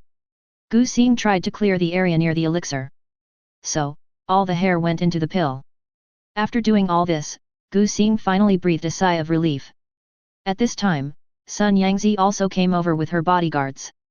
Seeing Gu Xing looking at the pill in his hand with disdain, Sun Yangzi asked, "What's wrong?" Gu Xing turned around, looked at Sun Yangzi, and asked, "Do you really want to see it? It's a bit sanity depleting." Sun Yangzi. Seeing that Sun Yangzi didn't believe it, Gu Xing withdrew a little, and the pile of nematodes like hair drilled out of the pill and kept floating. Finally, a nematode seemed to have found a suitable host and was about to jump onto Sun Yangzi, but was caught by Gu Xing with his quick eyes and hands. The nematode kept struggling until Gu Xing released a little star power, and then it became obedient. Gu Xing looked at Michelle Sun's calm expression and thought she was not afraid. Just as he was about to speak, he saw Michelle Sun pull out a lighter from somewhere. "It's better to burn this thing." As he spoke, he was about to burn the nematode. Gu Xing. No, no, no, you can't burn it now, this still has some use. This is his star point, it cannot be burned. Sun Yangzi frowned and looked at Gu Xing, "What's the use?" Gu Xing breathed a sigh of relief and asked, "Do you have a small glass bottle? Test tubes or something will do." Yet. Sun Yangzi took out a small glass bottle from the space ring she carried with her. Gu Xing put the nematode back into the pill, took the glass bottle from Sun Yangzi and answered, "There must be more nematodes than these. I have to use these nematodes to lure out more nematodes. Maybe I can lead out the person behind this. I also have to study what the purpose of these nematodes is." After hearing this, Sun Yangzi thought for a while and finally nodded. Gu Xing breathed a sigh of relief and looked at the nematodes wriggling in the glass bottle. Deformed type * hair, detailed information requires star points. Gu Xing thought this thing was a bug that looked like hair, but he didn't expect it to be actually hair. However, looking at the content in the brackets, Gu Xing gritted his teeth and spent the money anyway. Deformed species, talent, convergence. All parts have independent consciousness, but after leaving the body, no matter where they fall, they will return to their original position in the body. After reading this introduction, Gu Xing knew how to find the group of hiding guys. "Let's go back. I'll take the pills. Keep the matter secret for now." Gu Xing put the pill bottle in his pocket and turned to look at Sun Yangzi. Yet. Seeing that Gu Xing had an idea, Sun Yangzi nodded. Everyone went back together, and Sun Yangzi reported to Lu Enpeng. When Lu Enpeng heard that it was Gu Xing who kept the pills, he immediately agreed. Chapter 73. After finding the secret treasure, all the researchers' attention was focused on placing the bomb. Everyone continued on their journey, while Gu Xing ran around the team, grabbing the deformed hair scattered there. Immune to parasites, Gu Xing listened to the panel that popped up on the system, grabbed the hair that was trying to get into his skin, pinched the hair and put it into the glass bottle. It should be gone. Gu Xing muttered. This was the seventh hair he had grabbed, and it took a long time for him to grab it. However, since these hairs were collected, no unfortunate incidents have occurred in the research vehicle, and the journey has been sped up a lot. The radar was turned on, and the monster tide began. After An-Chi dealt with the monsters, he exclaimed to Gu Xing while digging for the crystal core, "It looks like there aren't many exotic beasts here." Gu Xing looked at the corpses of strange beasts around him.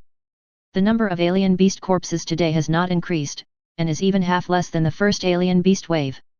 Maybe our blood energy is too high, so the strange beasts don't dare to come. An-Chi listened to this, laughed and nodded, "It's possible. Speaking of which, the radar still needs to be turned on for a while. Now we have time to explore Lingxiu. Do you want to join us?" Gu Xing shook his head, "You guys go, I won't go." "Good." An-Chi greeted Lu Enpeng, then led the two of them away. Gu Xing watched An-Chi and the others leave, knowing that they were going to investigate the truth behind Lingxiu's abnormality. "It seems that An-Chi still treats me as a child." Gu Xing scratched his head. "Yes, An-Chi looks young, but the higher the level of a person, the less likely they are to age, so this An-Chi must be at least in his 40s. I am 18 and the other person is in his 40s, so it is normal for them to be children. I hope I can come back safely." Gu Xing muttered and got back into the car. The vehicle continued to move forward slowly.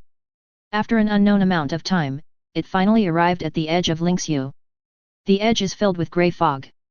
Although it is fog, its transparency is very low and it is impossible to see the situation inside. It is like a dead ocean, surging slowly. Gu Xing looked at the grey mist in front of him, a little stunned. When I played this place as a holographic game before, I just thought this was the edge of a normal game copy. But now it is the real world, and the edge of Lingxiu is shrouded in grey fog, which is worthy of deep thought. What kind of power can divide this world into pieces, with each place separated by this grey fog?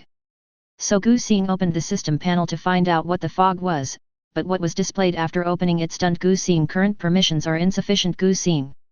Oh, because the system is so omnipotent, he almost forgot that his current authority has only been unlocked to level 1, and he can only ban NPCs of levels 1 to 3.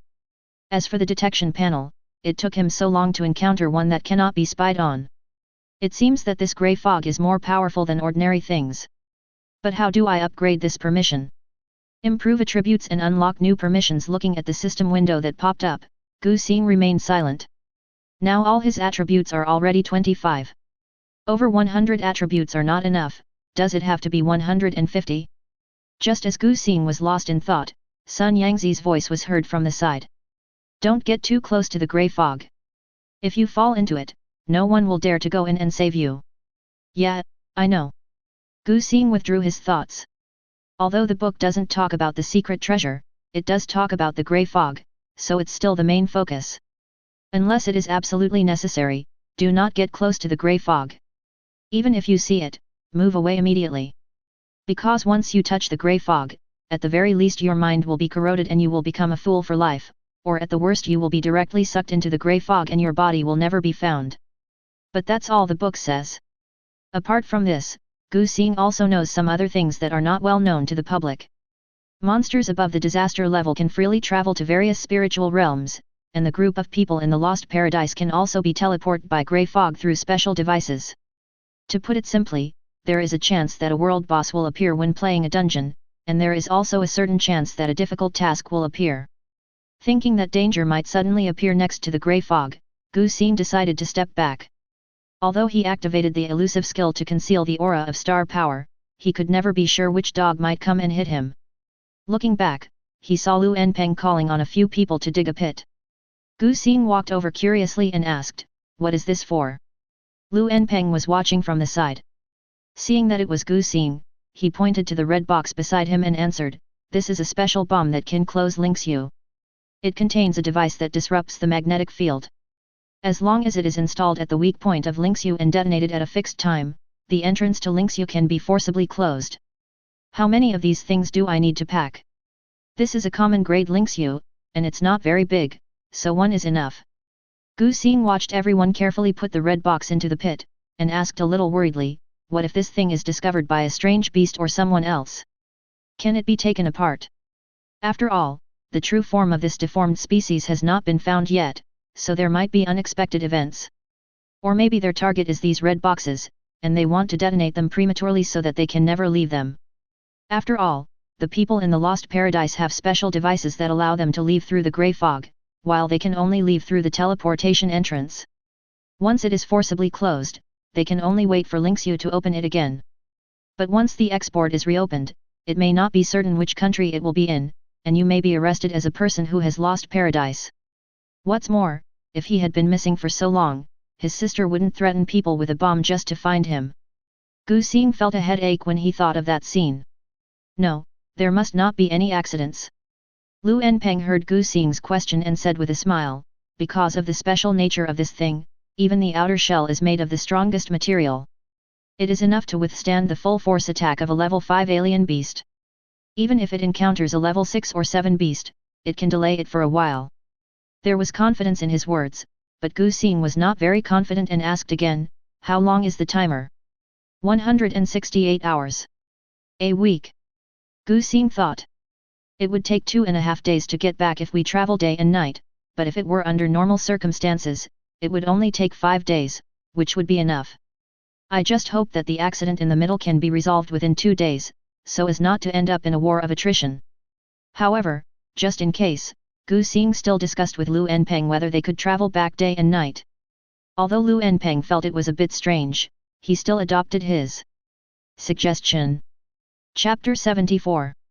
As expected, the return journey was much more difficult than expected. As soon as the turmoil of the small beast tide subsided, everyone began to dig for the crystal cores of the exotic beasts as usual. After all, these crystal cores were their real income. Zhao Dong looked at the wealth that was delivered to his doorstep, but he couldn't feel happy at all. Instead, he stared at Li Ping with a sad face and kept muttering, "You said that we didn't even turn on our radar, so how come this beast tide came to us?" Li Ping was busy playing games. From time to time, the sound of perfect came from her phone. She responded absent-mindedly, "It's not like it hasn't happened before. They have been wandering in this spiritual land for a long time, and this kind of thing is no longer surprising to them." Zhao Dong nodded, "That being said, I just don't know how Anqi and the others are doing. A whole day has passed since Anqi took Inlan and Genghu away, and there is still no news. Let me take a look." Li Ping had already bound the locator on Anqi to her mobile phone. She quickly switched to the locating interface and found that 3 red dots were moving towards this side. "They are coming this way, but..." Li Ping looked carefully and found that they were moving extremely fast. She realized that the situation was not good, immediately put away her phone and shouted, "Hurry up, we have to go pick them up." Zhao Dong saw Li Ping's serious face and felt that something was wrong, so he immediately nodded in agreement. "I'll go with you too." At this time, a voice was heard. They both turned around and found it was Gu Xing. After this period of freeloading friendship, they have become quite familiar with each other. "Okay, then you have to follow closely. If you can't keep up, come back quickly. It's dangerous outside." Zhao Dong was worried that Gu Xing was just a low-level student and couldn't keep up with their speed, so he gave him a special reminder. Gu Xing smiled and nodded, "Don't worry, I know." So the 3 of them set off together. As a long-range attacker, Li Ping was faster than the meat shield Zhao Dong. She walked in front to lead the way, looking back from time to time to see if the 2 were keeping up. As a result, she found that Gu Xing had been following Zhao Dong closely with a relaxed expression on his face. An assassin system that focuses on speed. Li Ping muttered to herself, and quickened her pace. Not long after, the roar of a strange beast was heard from the front, as if it was chasing something. After a while, everyone saw Genghu carrying Inlan on his back, while Anqi used his skills to fend off the monster's sneak attack from behind. The 3 people who arrived immediately joined the battle, and in a short while they completely wiped out the chasing beasts. Gu Xing shook off the blood on the dagger, looked at the dagger that was as smooth as new, and nodded with satisfaction. This star power can really be used as a waterproof membrane, which is really good. Gu Xing retracted the dagger and frowned as he looked at the varying degrees of injuries on Anqi and the other 2. "I didn't expect that this matter was so serious that it could even injure a 4th or 5th level warrior." After the battle, Anqi finally relaxed, but as soon as he relaxed, his body collapsed. Li Ping quickly supported An Qi, took out the spare medicine from her pocket, handed it to his mouth and fed it to him. An Qi drank the potion from Li Ping's hand, and his body recovered a little. Then he spoke, "Quick, go back and tell Professor Lu that all the high-level and advanced beasts nearby have disappeared. I guess someone is controlling these beasts." When the others heard this, they panicked and immediately rushed towards the main force. Gu Xing was not surprised at all, but compared to following these people back, he had more important things to do. "You go back first, I'll be there later." After saying that, Gu Xing turned around and left. Geng Hu looked at the receding figure and shouted anxiously, "Where are you going as a student?" An Qi patted Geng Hu's shoulder and shook his head, "He's fine. Let's go back and inform Professor Lu." In the battle just now, An Qi had already discovered that Gu Xing was quite powerful.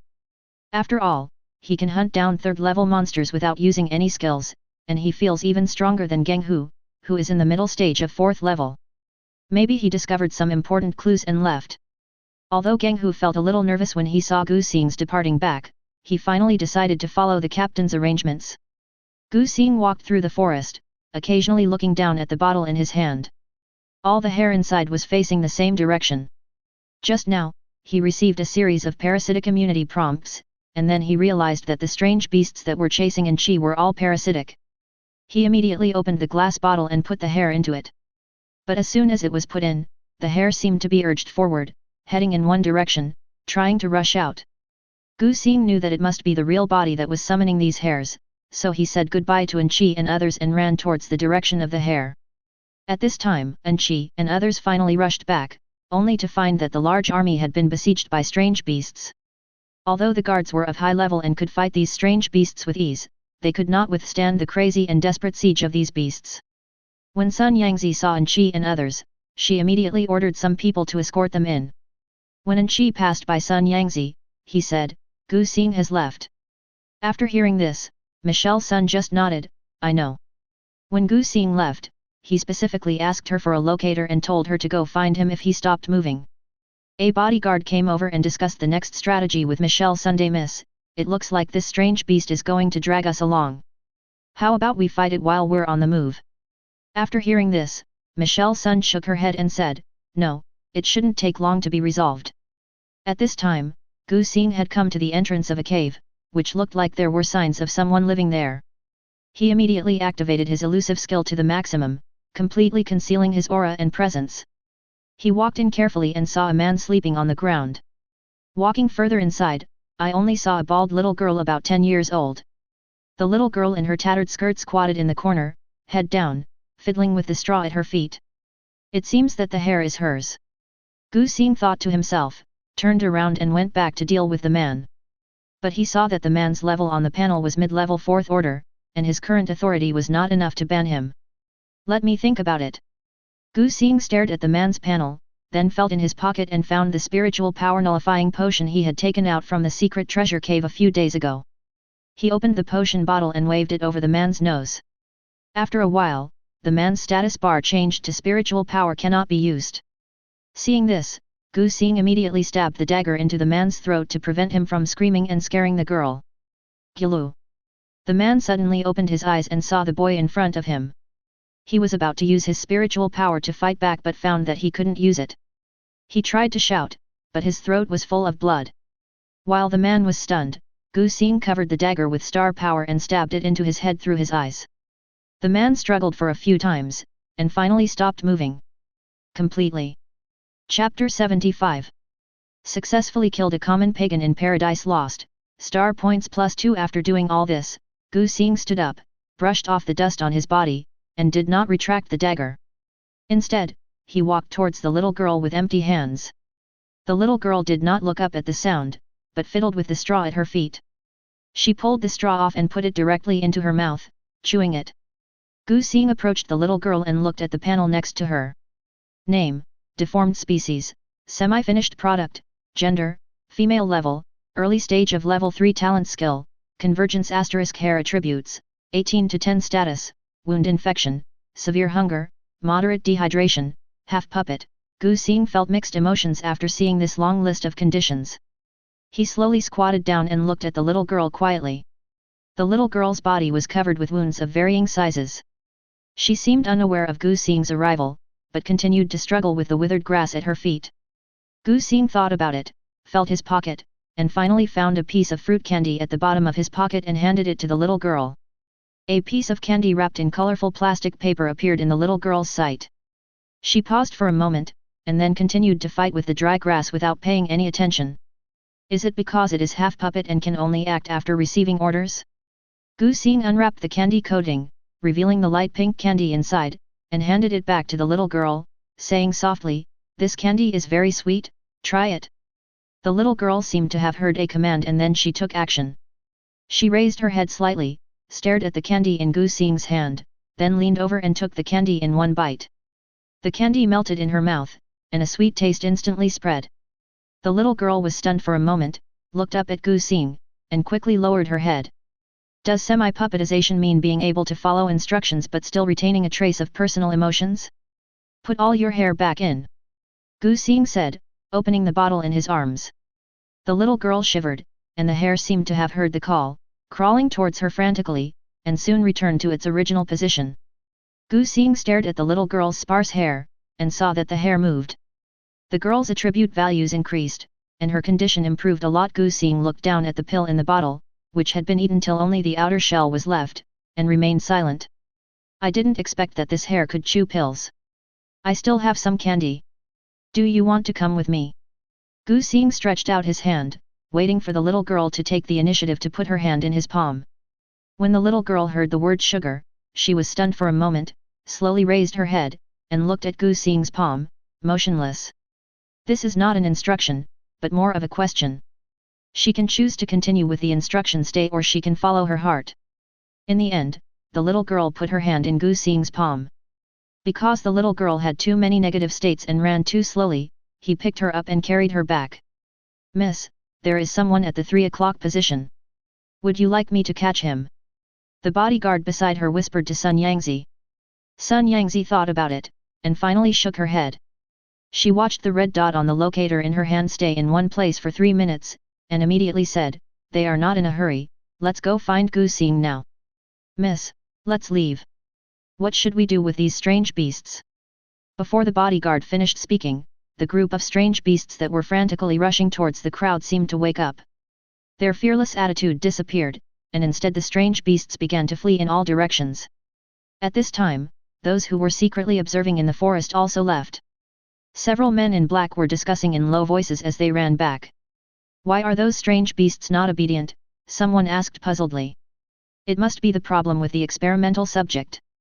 The leader looked at the fast-moving red dot and cursed, it's a defective product. It's really useless and it wants to run away. Because they were taking a shortcut, they naturally ran into Gu Xing and the other person head-on. However, Gu Xing used the elusive skill to cover himself and the little girl, so they were not discovered. When he met them, Gu Xing could clearly feel the little girl in his arms breathing faster. Her hands were tightly grasping the cloth on Gu Xing's chest, and her whole body was trembling. The leader stopped beside Gu Xing and looked at the locator in his hand with a puzzled look. Strange, the location is clearly here. At this moment, there was a sound of breaking air behind him, and a figure fell from the sky and hit the man in black. The man in black immediately dodged and found that there was a group of people following him. Sun Yangzi also stopped here and found that the location was here, but she didn't see anyone. Gu Xing walked up to Sun Yangzi, revealed his figure, and said, "Catch these people, and try to catch them alive." Sun Yangzi nodded, without asking any more questions about the little girl in Gu Xing's arms, and directly gave instructions to the bodyguard beside her.